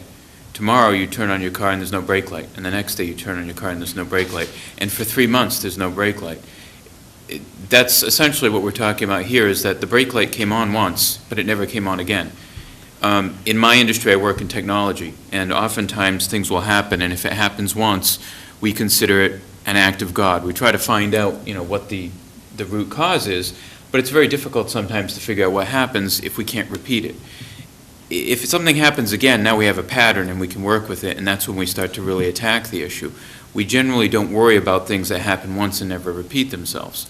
And not to say that we wouldn't worry about this, but I think the state's perspective and what we're talking about here is that we need to actually verify that there's contamination and not a bad sample or a bad process that was followed. You mentioned Centerville lost the COMM water district. I do know that they had a situation, I think it was earlier this year, and they had the luxury, and it's a luxury that we don't have, where they've got, I think, well over a dozen wells. And they were able to shut down the one well where they identified contamination. They had one sample test where they had a contaminated test. They were able to shut that well down as a precaution until they could verify, get the second test and verify that it was an issue. Unfortunately, in Falmouth, we don't have that luxury. With our water system, we get at least half of our water from Long Pond. And at the height of the summer, if we were to shut down Long Pond, we wouldn't have any water. So there's a delicate balancing act here that we've got to try to figure out. We can't just turn off a well when it's contaminated. Mr. Chairman, if I may, I'm not suggesting that you shut down the water supply. And you're right, I think COMM has that luxury. We're simply talking about notification, not shutting down the well, and let somebody shut down their own supply if they want. I don't drink it out of the tap because I'm aware that it might be a problem, that I have an immune system problem, and I just as soon know that. In terms of, I guess we differ in terms of the risk we'd take. I still wouldn't let my kid drive my car if the brake light came on once without going to the mechanic first. And saying, don't drive that car. I wouldn't say, let's check it later and see. Let's keep watching it. If it keeps coming on, because it's the time that that injury happens, it's the time that those brakes fail, that you're never going to trust that again. But just using the same comparison, brake light comes on, do you pull the car over, park it, and call up a tow truck? No, you go home, you try to make prudent activity to be able to make sure that you repair it. You don't stop. Yeah, I can do that for myself, Kevin. Right. But I'm not sure I'd do that for somebody else. I'd say, go drive the car because it might not be a problem. Well, I think that this is a DEP regulation, and I think that if you think of all the numbers of households in the whole Commonwealth, I think from their experience, they have determined that this is a very safe practice, and it's been going on for a long, long time, and no one seems to have been irreparably or even partially harmed because of it. And so I think you can go on the sort of mass, I don't mean Massachusetts, but mass meaning big mass, statistics that say this is a very safe practice, and this is how we want to proceed, and this is why we impose this regulation on all of our cities and towns in the state. But I hear what you're saying. Thank you for your indulgence. I think it's not a DEP standard. This is something that's actually a little bit better than DEP, what you're proposing, and I'm suggesting something even better than that. I'm not sure that, state regulations or standards or federal standards are always the best. We can do better. And I just want you to consider that. Thank you very much. Brent, did you have something? Yeah, just one last thought, and, obviously, we do our best to serve the public, and I think the town's departments and the water department all understand fully the ramifications of their work and the responsibilities that they have, but as with anything in life, it's caveat emptor, it's buyer beware. And in this situation, it had just occurred to me just a few moments ago that, we take these water tests and then we don't find out about the results for 24 hours. So if there is contamination, we're not going to know for 24 hours that there's contamination. And in the meantime, it's out there. And so when you talk about the personal responsibility, we have to understand that by the time the town, as an organization, finds out that there might be a bad sample, that water's already been flowing through our faucets for 24 hours. So there's always going to be a certain degree of personal responsibility on us where we have to stop and say, you know what, I know the town's doing its job, but maybe I need to take some extra precautions if I have an immune disorder or some other situation which might make such a contamination a problem for me. So like we say, it's a balancing act, and we can't guarantee 100% safety 100% of the time, unfortunately. 24 hours of bad water is probably better than 48 hours of bad water. But, and I'm gonna say one other thing. If you have a compromised immune system and you live in this community, and you've seen what we show on open public meetings of the suspended solids that are in our water, because it's a surface water supply, it would be prudent for you to drink bottled or boiled water yourself on an ongoing basis. Never mind about the E. coli, but the suspended solids that are in there. That's why we're trying to move forward with that type of a scenario. We treat the water well enough that the suspended solids don't necessarily cause any kind of sickness, but I mean, I don't know what kind of immunity deficiency some folks might have. What might affect them? Yeah, and nor should you. Again, all we're talking about, and we got a little bit far afield, was notification. And the burden it places on a person sitting in that middle chair in terms of you have that information, you're sitting on it, and don't do anything about it. And the other side of it is that, I think the community, most people are grown up enough to say, give us the information, we can handle it. Well, and I just for information purposes, when they say they contact the chairman of the Board of Selectmen, when that happened this past year, I contacted each and every member of the board directly, because we don't meet every day. We're not a full-time board. But within hours, I mean, even I got the call out of my workplace. Within an hour and a half, everyone on this board was aware of what was going on, was briefed on it, and we had discussions on it individually. So if it was necessary to call a meeting of the Board of Selectmen, we'd do so. Just because we're not a full-time board doesn't mean this board won't react if necessary. Doug? One of the things I do like about this protocol, and it relates to your point, is the effort it makes to notify everybody in town when there is an issue. And it's a very complicated process to try to notify everybody, as opposed to notifying 50% or 70%. We're doing everything we can that we're notifying 100%. And the steps we're taking to do that, I would worry that we would be doing it too often to make it practical. If these tests happen often, positive comes back, and we're going through all these steps to make sure we notify everybody. I would hate to see us try to notify people and we only notify a quarter, and then we're in a situation where we are going to have rumors, confusion, what's really going on. But this protocol, which is different than what the EP says, is really taking some very, very huge steps to get as much true information out there as possible. It sounds that way. Just like to see it sooner. Okay. Thank you. Mr. Fitter?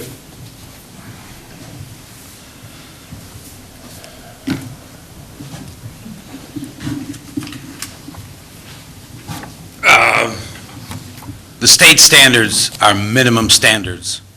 Many towns notify their populace immediately. Also, the state standards are so old that they haven't even caught up with the science. There's a 4-hour test called the Colliver test. We're not talking about applying that. We're talking about using the 24 hours, and in the interim, they can load the system up with chlorine, and you get another sample, but it's actually a different sample. It's a sample that's been cleansed. I see no reason why we shouldn't err on the side of caution and let the people know. This is, I believe, the second oldest county in the United States, next to Hillsborough County in Florida. There are many, many old people here, many people with cancer and immune system problems. I don't see why you don't want to go the extra mile and do as Wareham does in many other towns, and just know the people and let them make their own decisions instead of having a board make the decisions for them. We've seen this a couple of times in the past, and people have gotten sick.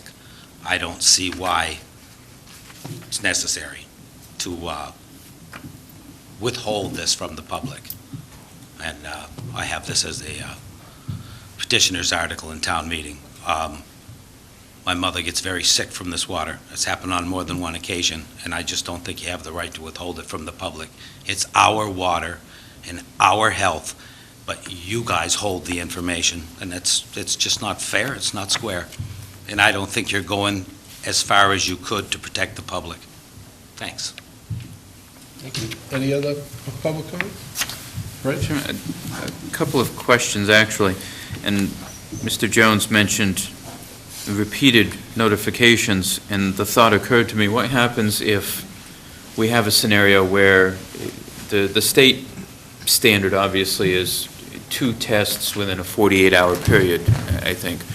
What happens if we get 1 test this week and then 1 test next week, and another test the following week? It's not rising to the standard of what the state requires for notification, but clearly if we're getting consistent but not repeated tests, we've got a problem here that might need to be addressed. That's one scenario that comes to mind. The other thing, I am curious as to what other towns do. I mean, I know, for example, the Centerville, Osterville, Marston's Mills districts, that they have the luxury of shutting down a well. Does Wareham shut down water supplies when they notify people, or do they simply notify people and keep the water running when they continue to do their tests? I'd like to make a suggestion that we move ahead with this policy, but we explore some of these other scenarios and we continue to revisit this policy on a regular basis and update it. I think we want to move forward with something, but I would like to explore some of these other scenarios and some of these other towns and their notification policies, if they have any, and how they deal with these sort of situations. Okay. Sir, you need to be recognized first, if you don't mind. Yes. We're having a discussion. I'll call on you in a moment. Okay, please. Thank you. Sir, please. A very simple. No, sir. Please. We're in the middle of a discussion. We'll call you back in 1 minute. Oh, okay. Thank you. I'm going to let you talk, but just discussing here a question to, I agree with you, Brent, but keep in mind that in the 24-hour notification, it goes to the chairman of the Board of Selectmen, and I would assume that the chairman would communicate to each and every individual member of the board. That's been my policy, and it's surely been the policy of the people that I've served with in the past. The key with that is, if there was a positive test, and then a week later there was another positive test, every member of the board would know, and I would think that somebody would start asking some definitive questions and start looking into how we're going to proceed. If you want to put that into the policy in some form, if there was repeat positive tests within a few weeks, we could look at that as well. Mm-hmm. I'm not sure how to word that, just right. That's why I'm saying. Yep. And then let me call on this gentleman here. Yes, sir.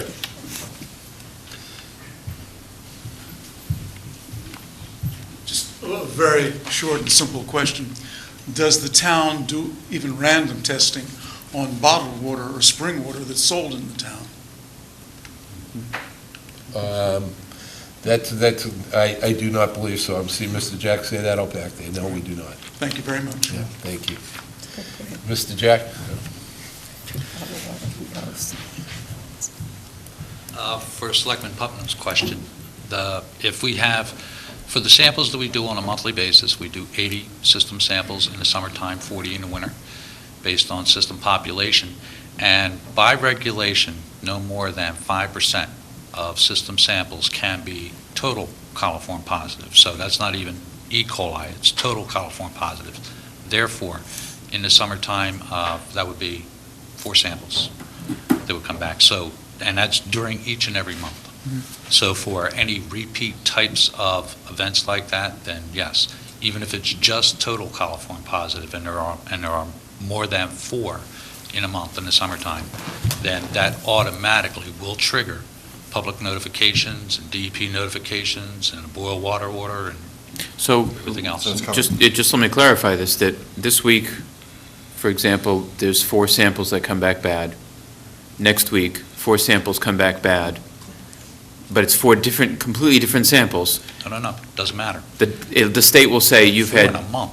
4 in a month. You've had if it goes repeating to 5, in a month. If you're allowed 4, wherever they may be, Mm-hmm. whenever they may be in a month, but only 4 can be positive. Once it goes to 5, we're automatically in violation, and it requires the boil water notifications and everything else. Okay. Yes. What about, are we talking calendar month or?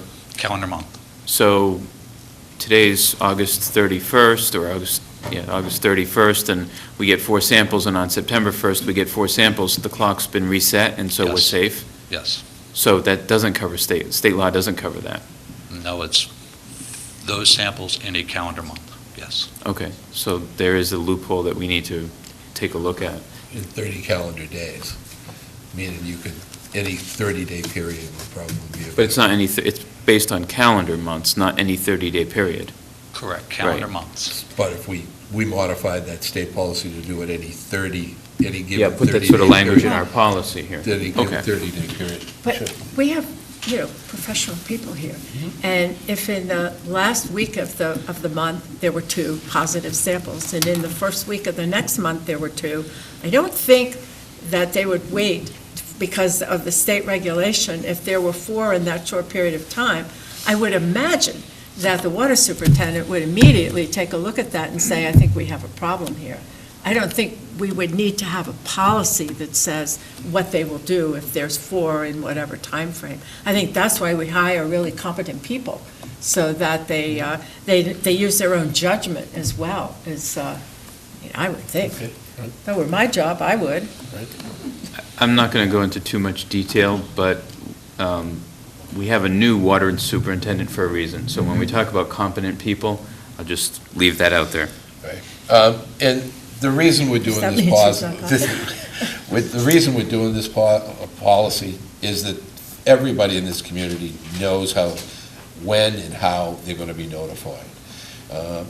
We want them to be aware that this board is aware of their desire to know, but also this board is trying to be prudent as well as extremely cautious to the public's health by making a notification sooner and versus later.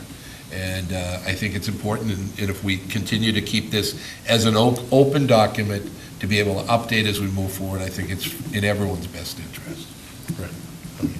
I guess I'm reiterating a question I had. Because we have a groundwater supply with not a filtration system in it right now, there is E. coli in every bit of water we have right now to some level because it's groundwater supply. Surface, Surface water supply. yes, Guaranteed. guaranteed. And that if you have an immune system that's susceptible to that, you shouldn't be drinking this water because we're dealing with the surface water supply. And it is not just coliform bacteria, as I said. Coliform bacteria are an indicator organism. Long pond is a natural kettle pond. It has all kinds of natural bacteria in it, not just to mention these. It has algae in it, various strains and species, at any given time. So there are a number of organisms, many types of organisms in that water at any given time. And that's really why it's important that we would have a filtration plant, because right now, the only assurance that we would have is disinfection as it's on its way out of that pond and before it gets into the distribution system. So, excuse me, it is a living organism that has many constituents in it all the time. Okay. Any other questions from the board? Any other public comments? What's the board's pleasure here?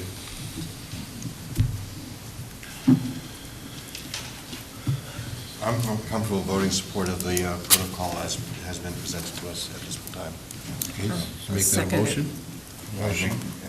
Motion. I second. And you seconded. Any discussion on the motion? I will say that I tend to agree with Brent. As we go down the line, we can continue to embrace this policy and try to modify it if we see fit. Meaning we'll find out more information, and communities are surrounding us in southeastern Massachusetts, and the more information we find out, the better we can serve the public. So there's a motion and a second. All those in favor? Aye. Opposed? Ayes have it. Unanimous. Thank you very much. Thanks, Ray. Thank you. Okay. Next up is discuss changes to the Affirmative Action Committee. I know the committee has worked quite a bit on this, and we've circulated it to the board. There are, well, let me have a presentation first. Who would like to speak about this in regard? We're going to get both the chairman of the committee and our affirmative action officer, Mr. Spivey. First of all, I would like to thank the board for the opportunity to present the changes to the affirmative action code and the town manager's office for the support, and also to the affirmative action committee and No Place for Hate committee for its ongoing support for the last 10 years. And especially thankful for the initiative of one Andrew Putnam, who's the chairperson of the Affirmative Action Committee. When you're in town for a long time, good things can happen. I've known Andrew since he was this tall and a student at the East Falmouth Elementary School. And it gives me much pleasure to see someone so dedicated to take the initiative to change a policy that has been in place since 1991. And I think Andrew's going to take a lot of pleasure in being able to tell his former principal what to do and how to do it, which he has done. Andrew is going to present the proposed changes that include protected classes, the definitions, certain deletions, and one thing that will not be mentioned tonight but is still under discussion and review is the possible name change of the Affirmative Action Committee and my position. So I give to you Mr. Andrew Putnam. Thank you, George. I didn't think we'd be mentioning that you were my principal in elementary school. And thank you for your time tonight. I know this has been a long time coming. I've been working on this for a year and a half now, so it feels like it's been a long time. And I've had the great pleasure of putting this all together and doing the research and figuring out how we can move forward. As George has said, this policy has been in place since 1991. And I think after 2 decades of this policy being in place and 2 decades of the town not really having affirmative action committee in an active and kind of front role, I think it's time for us to step forward to make some amendments, make some changes, and really look at the future here and what we can do to provide our services to the town and help the town move forward in better ways. So that's what we're here about tonight, and that's what these changes are about tonight. These changes are about moving forward and creating a greater future for the town and a greater future for this committee. So just to go through a couple of these changes, one of the things that you'll notice that George has said was that we are not going to discuss the name change tonight. The committee is going to further review the proposed name change. I know that was definitely put out to the board a couple times now, and that's something that we're going to step back, talk a little more, speak with Mr. Suso and Ms. Harper on, and see what we can come to in terms of an agreement, and then move forward with that. So what we have before you tonight, you'll notice when you look at your copy, there's a lot of stuff that's crossed off, and I want to start with the stuff that's crossed off before I start with the stuff that's been added in. First thing you notice is general references have been crossed off. According to town council, this was no longer necessary as this doesn't exist anymore. And apparently has not existed for quite some time, according to town council. You'll notice, of course, on Article 3, EOC has been taken off. And the reason EOC has been taken off is because, EEOC, is because the EEOC is not, thanks to these changes, the only place in which we pulled definitions. So now the definitions that you see in here are not only state definitions, they are federal definitions as well. So either way, we're in compliance with state and federal law and the state and federal definitions of these different minority groups as well as different terms. Still going through, like I said, only the deletions at this point. Forgetting how long this document is. You'll notice that under Article 4, Assignment and Responsibility, you look down at subsection 11 there. You'll see affirmative action, fair housing minority business enterprise officer. Town council advised us to take out Section A. So you'll notice Section A has been changed down to the next line there. We took out the unit title classification, organizational unit, position title, and classification. Reason for that is town council said that's not necessary in the town code because Mr. Spivey's job description is already, trying to remember here, is already laid out in his contract and in, and basically it was redundancy according to town council, so.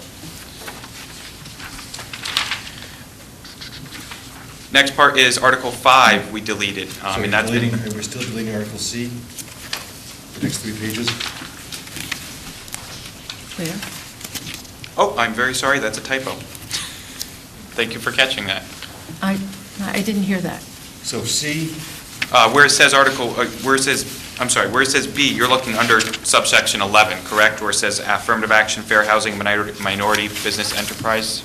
I wasn't worried about that because I thought that was part of the title change. I was more worried that on ours, it says C, duties and responsibilities shall be as follows. That whole thing has been, at least on mine, has been crossed out. Oh, Excuse me, Mr. Okay. Chairman, there's Yes, a go lot ahead. of Cs. Which section are we he's referring to? looking at subsection 11. 251, subsection 11, 251 thank you. C. No, I apologize for that. I will have to get you guys an updated copy of that. For all intents and purposes, that whole section has not been deleted. We made a quick change this morning and left that in just for the time being. We're going to further review that. The reason is because that does have the roles of the affirmative action officer in it, and we want to sit down with Mr. Suso and Ms. Harper and discuss that a little further as to the content in there and whether or not that should be deleted or whether we should replace it with other content. So that, for this time, is not being deleted. Article 5, right below that, that has been, of course, taken out because the employment system doesn't need to be there, according to our meeting with Mr. Suso, Ms. Harper, and Town Council Frank Duffy. The employment system isn't necessary only because the town's contracts with employees already states all these measures that are in here at this moment in time. You'll notice that, of course, Article 5 is now policy, which was originally there. That was Article 6, so that has been changed to the policy. And I'll get back to policy in a moment. You'll notice, again, that certain worksheets have been deleted because those are no longer applicable. Of course, under Article 6, action steps, you'll notice that subsection 23 there, 251-23, that, of course, has been taken out as well. Again, because that no longer exists. 251-25 has also been taken out, again, because it's no longer applicable. The grievance procedure has been taken out. I want to stop you on the grievance procedure and talk about that for a moment. That was something we discussed a little bit. The grievance procedure was put into this town code when it was created in order for there to be a way for any employee who felt like they had a grievance of some kind, they had been, someone had discriminated against them or there was harassment of any kind, and they could step forward through the affirmative action officer, make a complaint. He would, of course, then do, or he or she would then, of course, do their due diligence, research, and then bring it to the committee. And if, of course, everyone agreed, including the Board of Selectmen, the committee would be turned into sort of a board, a hearing board at that moment in time. This has never been used. And as we've gone on here in time, the town has moved into a direction of grievance procedures being built into employee contracts. So again, this is one of those things that was severely outdated and no longer needed in the town code. So I did want to make a note of that. Can I ask a question? I guess the purpose of having that in here states that when employees in the protected groups feel their affirmative action and or equal opportunity rights have been breached, this grievance process is a mechanism. How do employees who are not in a union be able to address any issues they have if they're in a protected class and they have an issue? Can you answer? Go right ahead. I'm sorry. That's generally handled through the personnel policies and procedures, and when Mr. Putnam says contract, in Mr. Spivey's case, it really is the classification plan. So part of the affirmative action officer's job description is to serve as a resource to employees who feel aggrieved, and his reference would be noted in the harassment policy and in any number of personnel policies and procedures that would be referenced in other places. Okay. Thank you for asking that, because again, that's another point to make is, again, a lot of this is duplicated now at this point because we've moved so far in 2 decades. If we continue to go down here, you notice that everything else is left as is. So that's basically what covers the deletions. And now, of course, because I don't want to take up too much of your time, I want to quickly go through what we've added in. Let's start with the classification of what is a minority and what it means to, basically start with the classification of the different minorities. When we had originally looked at this, there were a couple things that were missing when we said, oh, you can't discriminate based on race, color, handicap, religion. We looked at that list and we said, oh, okay, well, hold on here. It's 2 decades have passed and there's been a couple changes in the last 2 decades. And we noticed that the town code really didn't fall in line with the state laws. And I found that to be a little odd. Now, we said originally that we wanted to do, of course, sexual orientation, gender identity, marital status, and we also wanted to include veteran status, because that also was not in our town code at the time. At the time, were looking at gender identity as a way of the town being possibly a leader, and basically putting forth a policy that no one in the state of Mass had yet. Well, folks, the state beat us, and on July 1st, gender identity is in the state code. So we are 100% here following suit with the state. And now, of course, we are looking to add gender identity, marital status, veteran status, and sexual orientation into the town code, which puts us exactly in line with what the state has in terms of minorities that you basically cannot discriminate against, and, of course, puts them as a protected class. So you notice down the line here, those were added in. The definitions that you see in the glossary section, those definitions were taken from Chapter 151B of the state law, general laws, and those definitions are right in there with the state laws, so you can find those easily. Just click there, you'll see it. The only other thing, of course, I want to talk about is a couple minor changes that were put in here. Other than that, there is under 251-6, Chapter 151B, I had to put in B before that, it said 3. I don't know how that typo got put in and overlooked for 20 years, but it did. And then, of course, again, in keeping with this policy, a concerted effort. For some reason, it had said, I think, conceded before, and again, I was a little confused how that typo got in there. If you go down, you'll also notice a couple. Here, just one more thing. It might be appropriate under this, because the town does have a sexual harassment policy, that you might refer to the sexual. In there, just cite the sexual harassment policy, whatever the number is or something, because it does, I think it would be a good reference for somebody to know that the town has a specific policy that addresses that. Right. Okay. No, I definitely agree, and I'll talk to you about that in a moment. Okay. Here. So continuing down, of course, we're going to we're going to skip through the definitions only because I really don't need to read those. Those are in our state laws, and I think at least for the most part we understand what those definitions mean. If we come down here again, like I said, we're only talking about those changes that have been added in that are not a name change. So if you see any of the name changes in here, you can ignore that. The one thing I do want to make sure, of course, that you do see. It's Article 5, that's Chapter 251-12. That one I definitely want to make sure you guys see.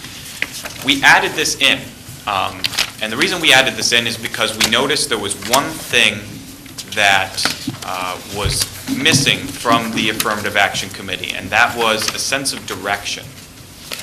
And when I looked at this and I said, it would only make sense if the Affirmative Action Committee had a set policy in which it came to the Board of Selectmen, agreed upon a policy, and moved forward with a sort of an action plan for what the next year would be and what we would, of course, do in the next year.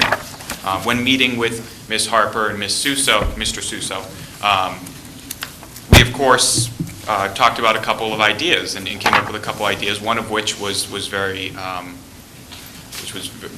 interesting to me, and I definitely want to move forward with, and we'll come back at a later date on, which is we could set policies on things such as looking at bargaining contracts and other forms of contracts that the town has with employees or other organizations, and ensure that what we have in those contracts in terms of protected classes and discrimination and different procedures in terms of how we go about it if someone does feel that they were discriminated or there was sexual harassment, that the Affirmative Action Committee take an active role every year in reviewing those and ensuring that there are absolutely no loopholes. So these are the kinds of things that we could come back to the board with this kind of section here and say, this is a policy we want to put in place, this is what we want to do, and basically say, this is our action plan for the next year, and this is how we're going to contribute to the town and make sure that we kind of tie up loose ends and kind of, do the housekeeping in certain areas in which would follow under our purview. So again, that's something we can talk about at a later time because that's not for tonight, but this is sort of the general idea with the policies that we can come together and say, all right, let's look at our role, let's look at what we can do for the next year. And that's essentially all I have for you guys in terms of changes for tonight. Everything else down that line is just adding those, sexual orientation, gender identity, veteran status, and marital status. So, and I will, of course, entertain any questions because this is quite a lot, and it's a lot for me to take in, so I can imagine it's a lot for you to take into. It is, and before I open the questions, I'll make a couple of statements. This is pretty far expansion or change in the committee's structure and format. And I really think this needs some public venting. Folks need to understand that if we vote to accept this, that it's expanding the protected classes in this community. And one area that I think folks need to understand is getting down to one thing, the new protected classes. The Committee for Human Rights meets to, as necessary, and is networking throughout the community to reinforce the town's commitment to recruit, hire, and retain people in protected classes. So the bottom line is what we're saying is we're going to expand the protected classes so all things being equal, 2 people are up for a job, and everything is equal, we would hire from these additional expansions into the protected classes.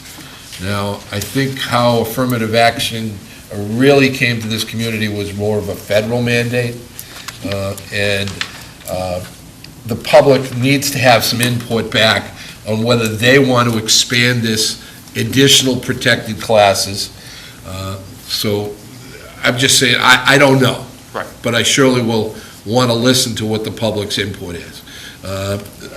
The other scenario is that to the exclusion of non-protected classes, they're going to give a leg up to the protected classes that we're going to expand to. So there has to be some public outcry there because this is not a federal mandate. It is not anything of that nature. So I want to make sure that there's some feedback from folks out there that we're going to expand those protected classes. I, for one, right now, am a little uncomfortable with moving forward with that, only because we've almost protected everybody except one particular group that is the majority. And I want to make sure that folks are understanding that. I'd also like you to come back, just because the state set up a policy, and I know you wanted to be the first, I'd like to know any other communities that have accepted this. In other words, the definition of protected classes, the ones that who else have enacted this. Just because we're first doesn't always mean it's right. So I'm open ears, but I do want to look at those issues. And if I may so Sure. say, well, one of the things, of course, I do want to make sure you're all aware of is that these protected classes that the state has put in, one, some of these protected classes were put in only shortly after this town code was adopted in the very early 90s. So some of these things have been a long time coming. I do want to make sure that's very well understood. And of course, as I noted tonight, one of them is just so recently that it happened. So of course, that's the reason that we decided to put that in there as well. One of the things I want to make sure that we're all aware of is that regardless of what we put into this town code, we still have to follow state law. State law says you can't discriminate based on these classes, and that doesn't just go for the companies or the private businesses or someone who's just hiring out another service. That also goes for the municipalities as well. The reason for putting all of this together is to ensure that, because we do end up having to follow it in the first place, because the town can't discriminate against somebody in a state that says you can't discriminate because of this, we wanted to, of course, make sure that we were just completely in compliance here by following suit and saying, okay, if they're going to have it, we're going to have it here because we have to follow it anyway. And on top of that, we wanted to ensure that, being the kind of community we are, a no place for hate community, that we do show our community that, yes, all around the board, doesn't matter who you are, we are a no place for hate community. And this is part of that. On top of that, I know that section does say what it says, and that has said it for quite some time, and I understand where affirmative action came from and its original intent. Again, that's something that can be worked on at a later date. That is as it was before we even came to you guys. We didn't really change that at all. And if the board would like to discuss that, I'm more than open to discussing that. But as for the changes we brought tonight, these were just the first round of things. I mean, we fully intend to be back before you in terms of discussing options and how we can move forward in other ways. Like I said, this is just kind of sprucing things up, doing a spring cleaning, and getting things on the right track. So. I know what you're saying, but if we're going to add some additional protected classes, and we have a state law, and that state law is not to discriminate. What this is doing is we're actively recruiting for, at least this is what this subsection is. So we're taking it to the next level. And we have actively done that as a community for our protected classes within, the affirmative action in a policy in our community. Right. But we're adding new classes into the affirmative action group. And folks have to understand that there's a difference. State law protects the classes from not being discriminated against. This will want us to recruit. This will want us to add and actively seek those classes. So that's going to have to be a public sentiment here, as far as I'm concerned in regard to that. Especially with the way the economy is right now, there's not a lot of jobs out there. And to provide a leg up for someone else in a protected class that you're proposing, discriminating against someone is one thing. Give them a leg up is another. So that's just my personal observation. Go ahead, Brent. Well, I respectfully disagree with your interpretation. As Mr. Putnam noted, this is already in here, and this has been in here for 20 years, that the committee will reinforce the town's commitment to recruit, hire, and retain people in protected classes. That's already there, correct? That's correct. You are already following that to the... So that's already in there. And as far as the protected classes that have been suggested that we add, that's already at the state level, correct? So, they're not protected classes at the state level. They're classes that can't be discriminated against.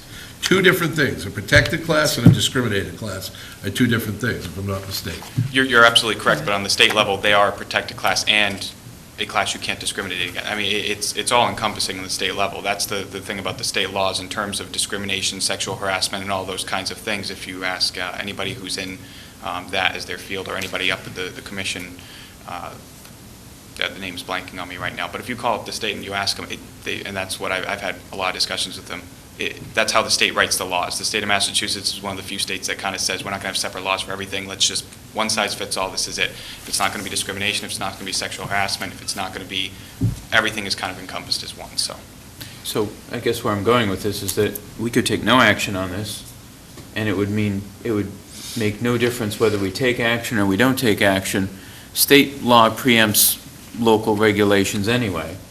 So essentially what we're doing is, as Mr. Putnam suggested, is we're house cleaning, bringing ourselves in line with the state laws that already exist, and that's it. It doesn't sound like we're making anything new. I or we're doing- respectively disagree with you, Okay. because the difference is this, is that discriminating against the class is one thing, but actively using an affirmative action policy to hire that class, we're not discriminating against them, to actually add them as a protected class, adds a one leg up policy. The state is saying, do not discriminate against those folks. I don't disagree with that. But what this policy does, it gives us an affirmative action policy of how we do our hiring, how we move forward in this community. What we're adding is some additional protected classes that we need to virtually reach out for to make sure that our workplace is diverse enough. My question is, and I really would probably need to get this answered, the state hiring practices may be that, but I don't believe that they can mandate the hiring practices in other communities and towns and government, but they can, in fact, create a law to not discriminate against those folks, those classes. And that's the differential. Discriminate against them is what the law says. And what this is saying is that we would actually add them to an additional protected class and try to recruit. And I think it needs a wide open public conversation. You're adding more protected classes. Quite candidly, the current protected classes that are in our policy may suffer because we may not have as many jobs for those classes. It's a broader discussion, that's all. Pat? Well, I think we need to maybe take a look back. Many of us who were around at the time know that the Civil Rights Act was passed in 1964. And following the Civil Rights Act came about the affirmative action law. It's a federal law. And at that time, it was adopted by the Congress as an anti-discrimination in the workplace law. That's really what it pertains to, is the workplace. And there were certain regulations, and that was the listing of protected classes that they had. They could not be discriminated against in hiring. So if a member of a protected class applied for a position, and there were other people who were not in the protected class who were applying for the same position, you had to look at each candidate for employment individually and not discriminate against that person who was in a protected class. Now, over the years, I have been an employer in both the public and private sector for well over 30 years, and one who had to be very mindful of the federal law. And then along came state regulations, but they are supposed to be consistent with the federal law. Now, the affirmative action law also has certain reporting requirements on the part of the employer, that they have to report periodically about the protected classes, who are your employees, which ones are in not by name, but the number of how many are in protected classes, how many are not. And I forget whether it's every 3 years or is it 2 years, every 2 years. Those reports have to be filed with the federal government. Then the other thing is, so we have a federal law on affirmative action that has to be followed very, very carefully by an employer. And I emphasize that because I think that there is an entirely different role for the Affirmative Action Committee. And I think that the mission and the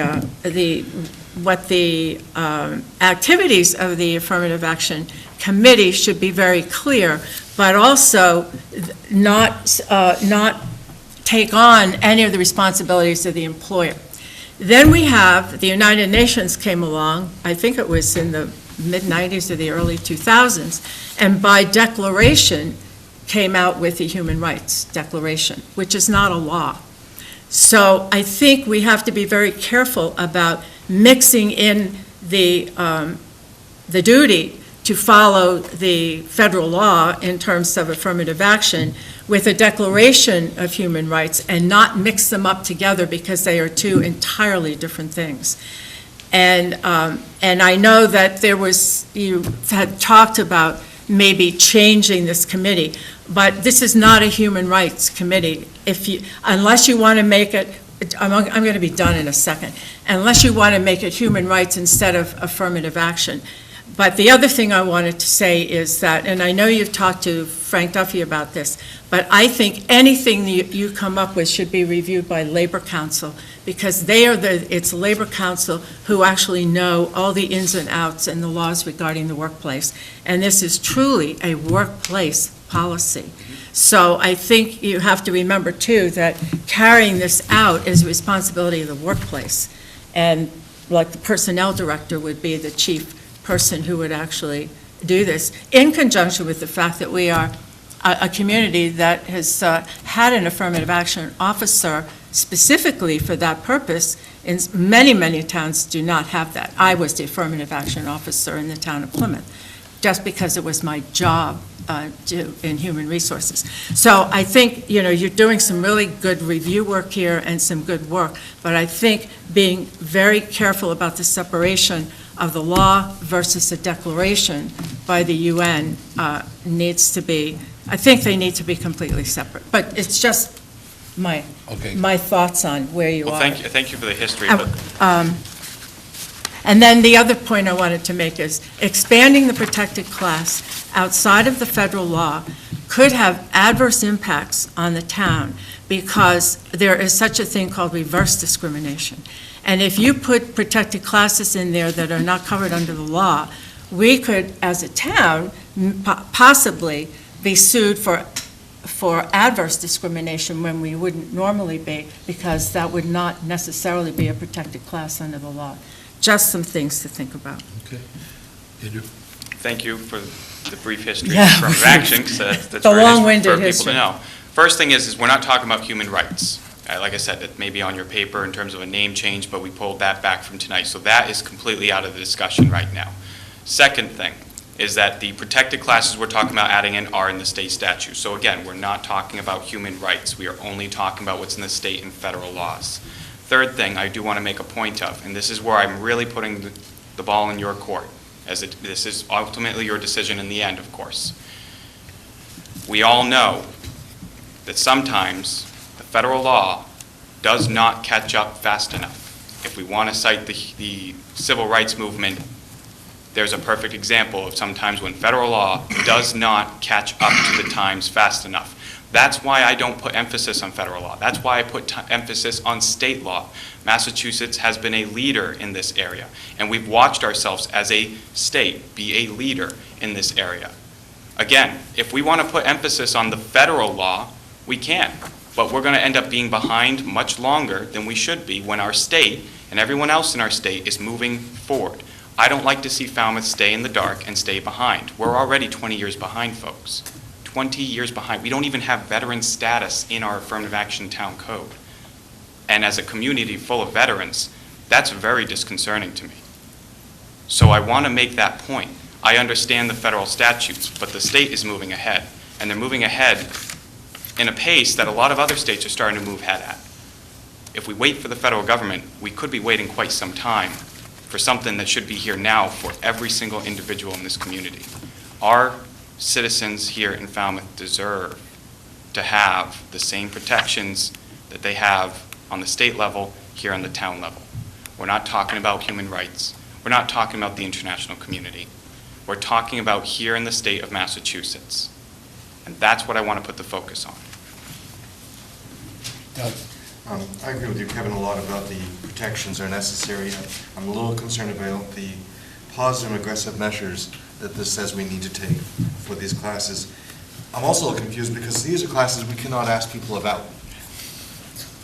On any forum can we say, so what is your gender identity? And yet how are we supposed to make sure that we are following through on this policy when we can't, on any forum or any conversation, identify them as being in that class? And yet we're supposed to make we're required to take aggressive and positive measures in that.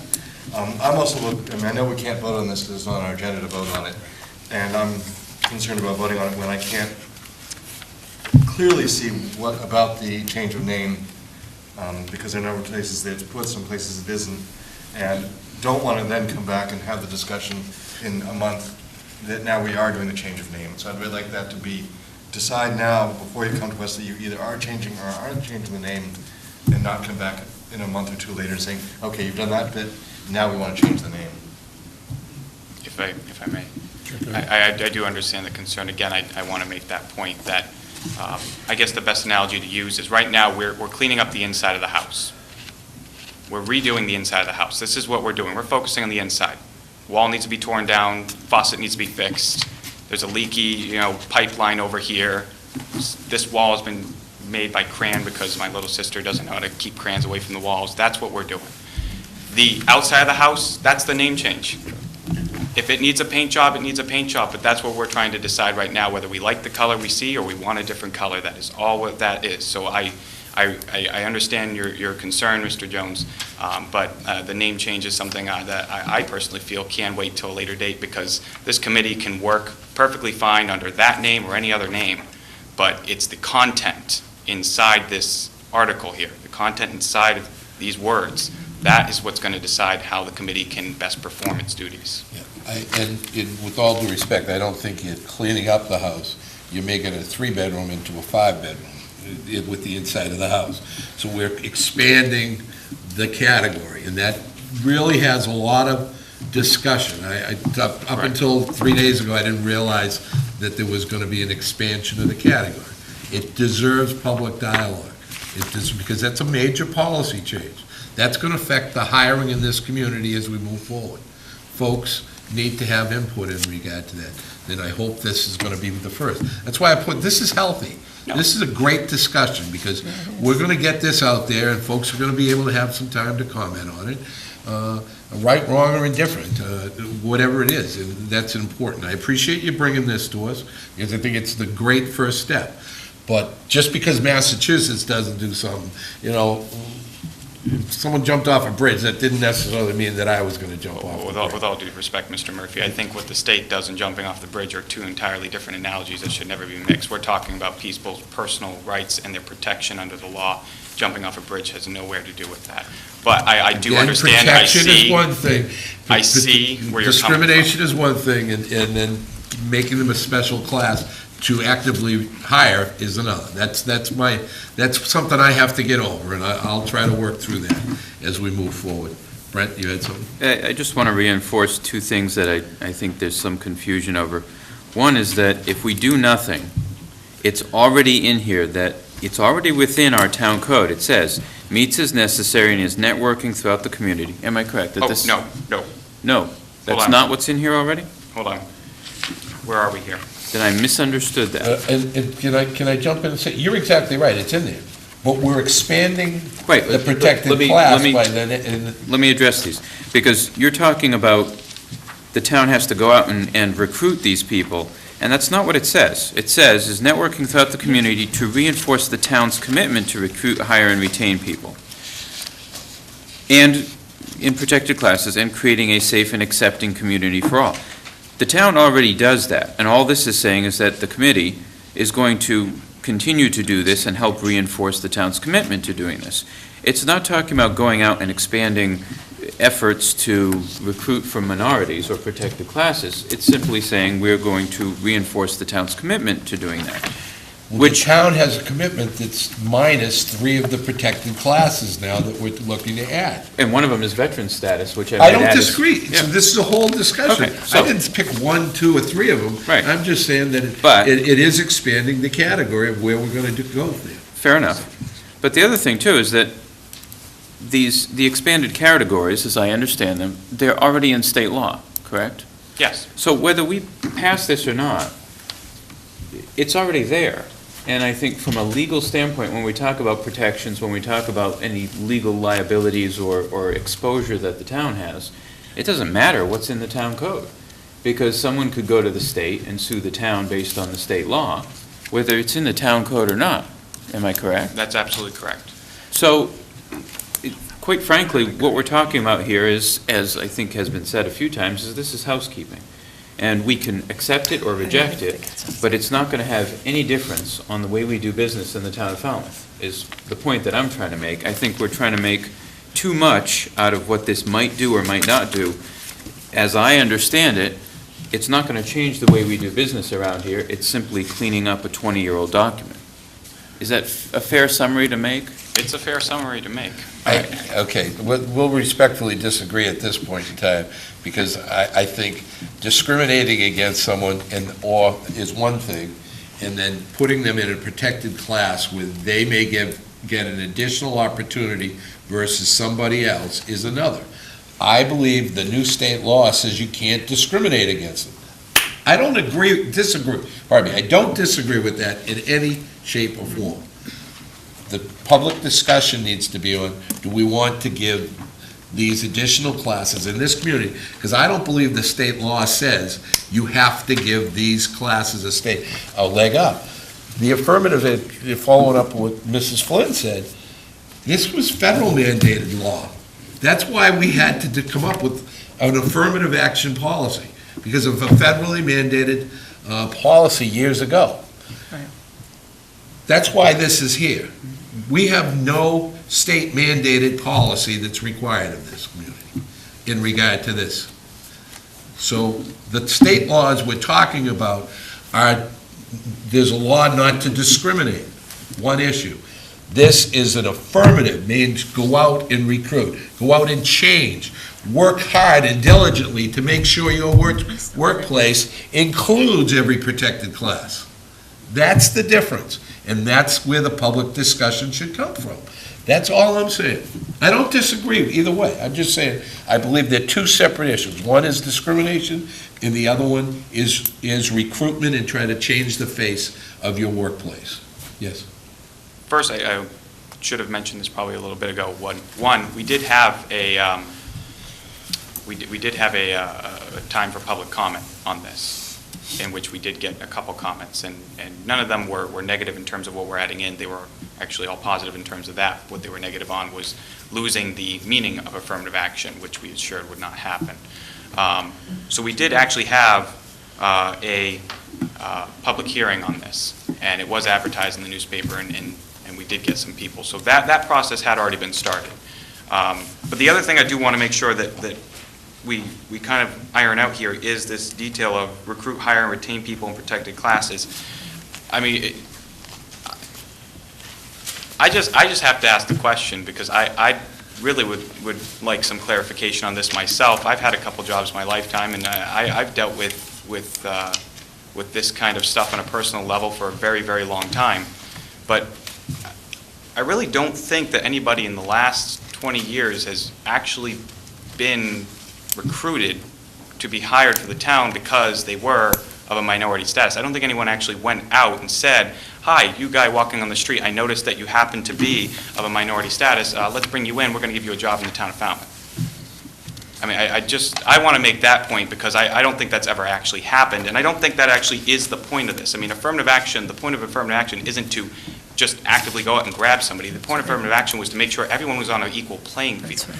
And that is exactly what this does. The wording may be confusing, and I understand that. This document was very confusing to me when I picked it up a year and a half ago, and then started to realize as I did my research that we were really behind. But that's not the point of this, is to go out on the street, find some Joe Schmo and say, hey, because you happen to be, whatever you are, we're going to pull you in and give you a job. The point of affirmative action and the point of this document, as it is federally mandated, as you say, is to make sure that everybody is on an equal playing field.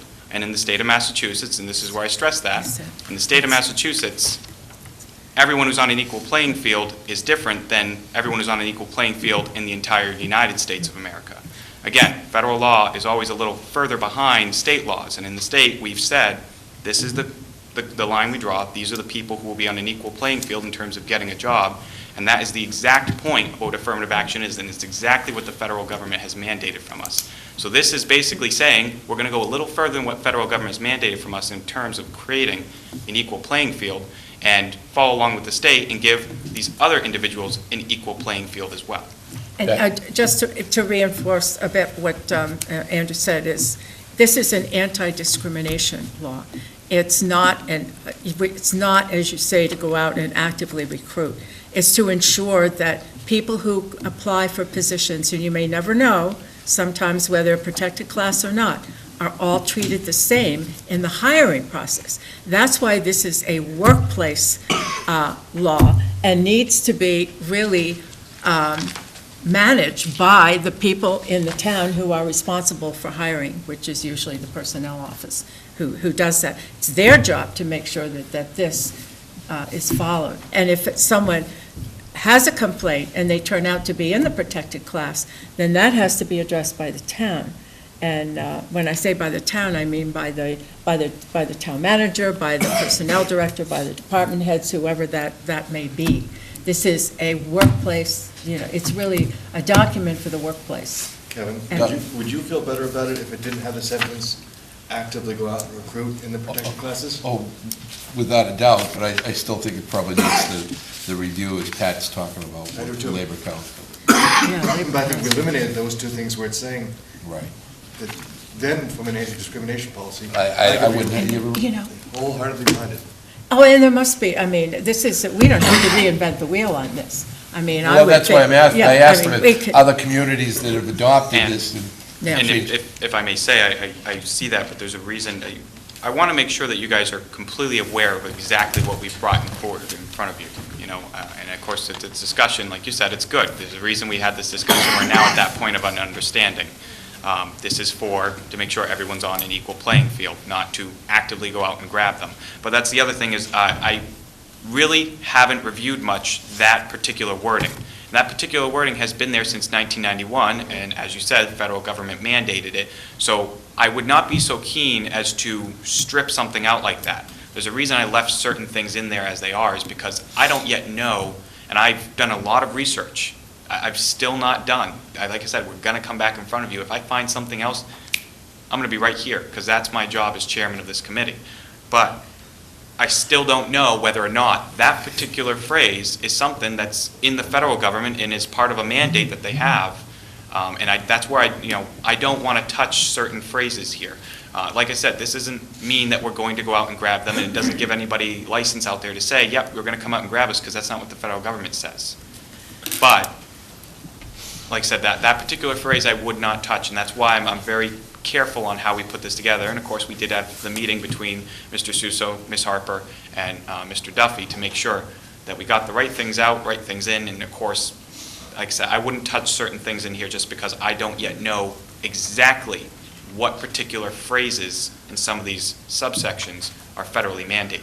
And that might be one of them. I think we need to charge you with finding those all out, because we can't continue to work piecemeal on this. I think we need to do this as one. This board has a lot of issues as we go down the pike. We surely can't bring you back every month to make an additional change. And I'm sure you don't want to go through that. So I think we need to go back and measure 3 times, and then we'll cut once. Does that sound fair? I would suggest that we take this under advisement. Oh. And that we ask Andrew to work with the town manager, with the personnel director, and continue, obviously, to work with George Spivey and his committee, and that we're appropriate, if the town feels that there's an appropriate time to bring in Labor Council, you bring in Labor Council to review. And then when they have a document that seems to be in the format that could be pretty close to being approved, then they come back and I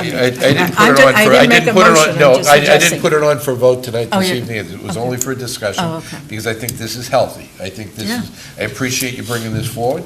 It's something that opens everyone's eyes a little bit. You brought up the fact that this document hasn't been touched in 20 years. That alone should make us all aware that it needs some adjusting. Right. Whether the adjustments go as far as what you're proposing, or one thing, might go further. I don't know. But let's work together to try to come up with a conclusion on that. Okay? Okay. I think we don't have it on a vote anyway, so thank you very much, and we'll look forward to putting you together with the town manager's office, and we'll continue to move forward with that, with Mr. Spivey as well. Thanks, George. Thank you. Appreciate it. Okay. Next up is approved minutes of October the 15th. These long minutes. Yeah, they were very long minutes. Well, I went through them, I didn't see any. I didn't see For anything changes, either. so I moved the minutes of October 15th as printed. Motion? Second. Any further discussion? All those in favor? Aye. Opposed? The ayes have it. We'll go right down to the summary of actions. First, approve a special event, 49th Annual Christmas Parade. Do you want to speak? Okay. Second one is approve request for a special event, first annual Jingle Jog, Falmouth Chamber of Commerce on 12/1/2012. And then number 3 is approve request for extended alcoholic seasonal liquor license. I will hold that one. So we'll take a look for a motion on article summary actions number 1 and number 2. So moved. Do I have a second. Motion and a second. All those in favor? Aye. Opposed? The ayes have it. Thank you very much, sir. Next one is just for disclosure purposes. I'm the holder of an all-alcoholic seasonal liquor license. This is a approved request for an extended seasonal all-alcoholic club license until January the 15th, 2013. As most of you know, you can extend a seasonal license till January the 15th. So do I have a motion? So moved. Motion? Second. Second. All those in favor? Aye. Opposed? The ayes have it. Okay, we'll go to the town manager's report first. Thank you, Mr. Chairman. Just a couple items. I was pleased to attend the Police Department's Fall Awards recognition and swearing-in ceremony this past Wednesday afternoon, October 18th, to welcome and congratulate new members of the department, those recently promoted, those being honored their exemplary service. The chief referred to that in his earlier report. Under a separate cover, the board, of course, received the agenda materials related to your joint meeting with the planning board to be held tomorrow evening, Tuesday, October 23rd at 7 p.m. Here in the Selectmen's Meeting Room. We do look forward to that. This will include a very timely discussion of the Spring Bars Road project, the planning board's proposed wind turbine bylaw, and other planning related issues of common importance, and we look forward to that tomorrow evening, Mr. Chairman and members of the board. Also wanted to advise the board that on Friday, the November town meeting warrant was sent to the printer, and we look forward to that coming back in the form that will be mailed as per standard protocol. And that concludes my report, Mr. Chairman. Individual selectmen report. Pat? I'm going to pass out for you the quarterly status report from Andrew Gottlieb, who's the Executive Director of the Cape Cod Water Protection Collaborative, and Paul Niedzwiecki, Executive Director of the Cape Cod Commission. We asked them to develop for the county commissioners a long-range plan on wastewater and the county's role. So I just want to highlight a couple of things from here. The final report will come to us in December, but we asked for quarterly reports. And I think what you'll find in this document that it relates to the need for intermunicipal cooperation when it comes to shared watersheds. It talks about what some of the regulatory restraints are. Even now, with the town and the Water Quality Management Committee, there are some regulations that both the feds and the state have that doesn't allow us to move forward in certain areas. So that's an issue. When it comes to the recommendations, one of the most important ones is, I have to find it, the one related to funding. And we're looking at, the county is looking at ways in which it can help to provide, either through the state or federal government or both, at least 50% of the funding for all the towns on the Cape to do their, to actually develop their wastewater plants. Something you need to know is that Cape Cod sends up to the state every year in taxes $755 million, and we get back about $35 million. So there is a huge discrepancy in what we send to the Cape and what we get back. And we're looking at, instead of looking for the funding in terms of a grant or in terms of some kind of special act from Congress or from the state, is to maybe use that disparity in what we contribute in taxes and what we actually get as a tax credit. That maybe the state would give the Cape a tax credit that would help fund some of these wastewater solutions that we've come up with. So that was, I think, one of the major points in the whole review, is how we might be able to do that in the future. So the role of the county is not to solve the wastewater problem for the Cape. It's really a local issue, and we recognize that the towns have to come up with their own plans, but that if we can provide tools or provide technical support or provide ways, as I just said, to find ways of funding, that is really the role that the county would have. And by the way, there's a 2-day conference going on right now in Hyannis on wastewater. Today was the first day, tomorrow's the second day. And it is amazing to see over a 3-year period how the issues of wastewater have grown. Julian was there for part of the morning session. There was a woman there from Australia, and she was talking about the things that they are doing in Australia, because they spent, I don't know how many $1 billion a few years ago building desalination plants, because somebody said at the time, this is the way to go, we need to have fresh water for drinking purposes, and so they did this, and now they find out that they're absolutely useless, and they're all being closed down in Australia. Wow. It's amazing.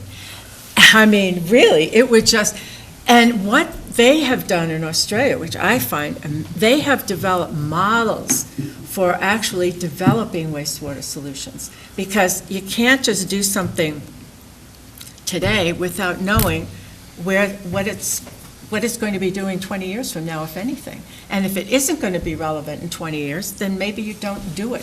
So they're developing these models on how to assess ways to address it. They're also not calling it wastewater anymore. They call it used water, because wastewater gives the idea or the impression that, it's just waste, you can throw it out and there's no recovery. But if you say used water, and Hildy and Earl Barnhart talk about this all the time, we have to find a way to reuse what we have already used. So anyway, there are a lot of good things coming out of this, and when they have the final copy of the results of this 2-day session, I'll make sure that you all get a copy. Great. But it's really very forward-thinking. It's all about alternatives, and it's all about planning at the very high level, and developing planning tools that will get us to the right solutions. A couple of things. Reminded the board that we have a planning board meeting tomorrow night. Next week is our off week, and we do have some precinct meetings coming up, folks. So if any of you can make those precinct meetings, it would be much appreciated. As we move forward, the other thing I need to address, I guess, is that we have a workshop scheduled for December the 10th. That'll be our next workshop. It'll be on 911. Just open discussion. The county is working to develop some options there. The Sheriff's Department has some options, and there may be some options with our local fire and police to be able to merge their 911 together too. So we're going to try to bring everyone together to get some input from different folks, so at least we put it on the radar screen as we move forward as a community. Again, we talked about this at our retreat this summer. If anyone has a suggestion or an idea that they would like specifically to look at and address as we move forward for a workshop, we'd be happy to try to schedule it in with some ideas moving forward. One thing I did want to touch base on was I was a little disappointed, and this may be that the schools chose not to, first of all, include more folks from government in their review process for the consolidation of buildings there. I don't think that they looked large enough and broad-reaching enough. They were considering closing one school to be able to save money, and they thought, well, that they wouldn't, the amount that they would save would be minuscule. I think they should have looked at a broader range and possibly closed 2 schools with half of one of those schools, meaning the administration building and a school, and then put the administration building with a combined senior center or something like that, because that's a broader discussion in this community. I think that discussion, maybe we didn't have an opportunity to come to the plate and let them know that we could share some facilities in some sense of the word, but also benefit another sector of this community, meaning seniors, as we move forward. One thing we might consider again is having one of those joint committees again with the school, the finance committee, early enough in the year before town meeting. That would be a great idea. Maybe we'll try to put something like that on the table in January. Yeah, early January, something like that. There's our January workshop right there. Yeah. All right. Okay, anything That else? was a really good meeting we had the last time. Just that I managed to see Chairman Murphy at the Cape Cod Chamber of Commerce cocktail party and 10K prize award, and just want everyone to know, neither one of us won the 10K, and they were worried about that. On the precinct meetings, since we won't be meeting before some of them, is there a way we can, at this point, if anyone knows when they're scheduled, make sure we have... You have I have it. Let me see if I could. I know that might be able to bring that up. The precinct 1 and 2 meeting is here, and I will be at that one, so that one's... Let's go through that calendar right now. That'd be a great idea, Doug. I think there's also another precinct. November 1st is precinct 1 and 2 and 4. 1, 2, and 4 are on November 1st. I have a conflict that night, so if anyone else can... I can do, I'm free that night. Doug, you're 1 and 2, I'll be right? 1 and 2. And I'll do 4 then. You'll do 4? Yeah. I'll probably be at 4 myself, just because of the proximity to my home, so. Okay, and then the next one? And then November 7th is precinct 3. Oh, why do I have 3 and 4 on the same night? So there may be a problem with 4. That might be wrong. I have 3, 4, and 7 all on the same night, on November 7th. And then 5 and 6 and 8 and 9 on the 8th. Say that again, 5 and 6? 5, 6, and 8 and 9 Well, are on I'm the going to be at 8th. 5 and 6 anyways. I'm I'll be at always 5 at and 8 6, and 9. and you'll be at 8 and 9. So do that, okay. So 4 isn't the only one, we better check on that, because 4 I and have the it 7th, listed can we- twice. All right, so let's try, we're going to have a meeting before the 4th, before the 7th, so we can figure that one out. That's only next, the Thursday, the 1st, and we have coverage there. Great. Yeah, okay. Okay. Well, thank you very much, everyone. right. It was a productive meeting. I'm sure everyone tuned us out at 9 o'clock to watch the presidential debate.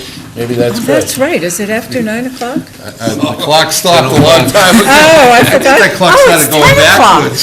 I had no idea it was Do 10 I have a o'clock. motion I'm to thinking adjourn? it's only So quarter moved. to All those 9. in favor? Aye. Opposed? The ayes have it. Thank you.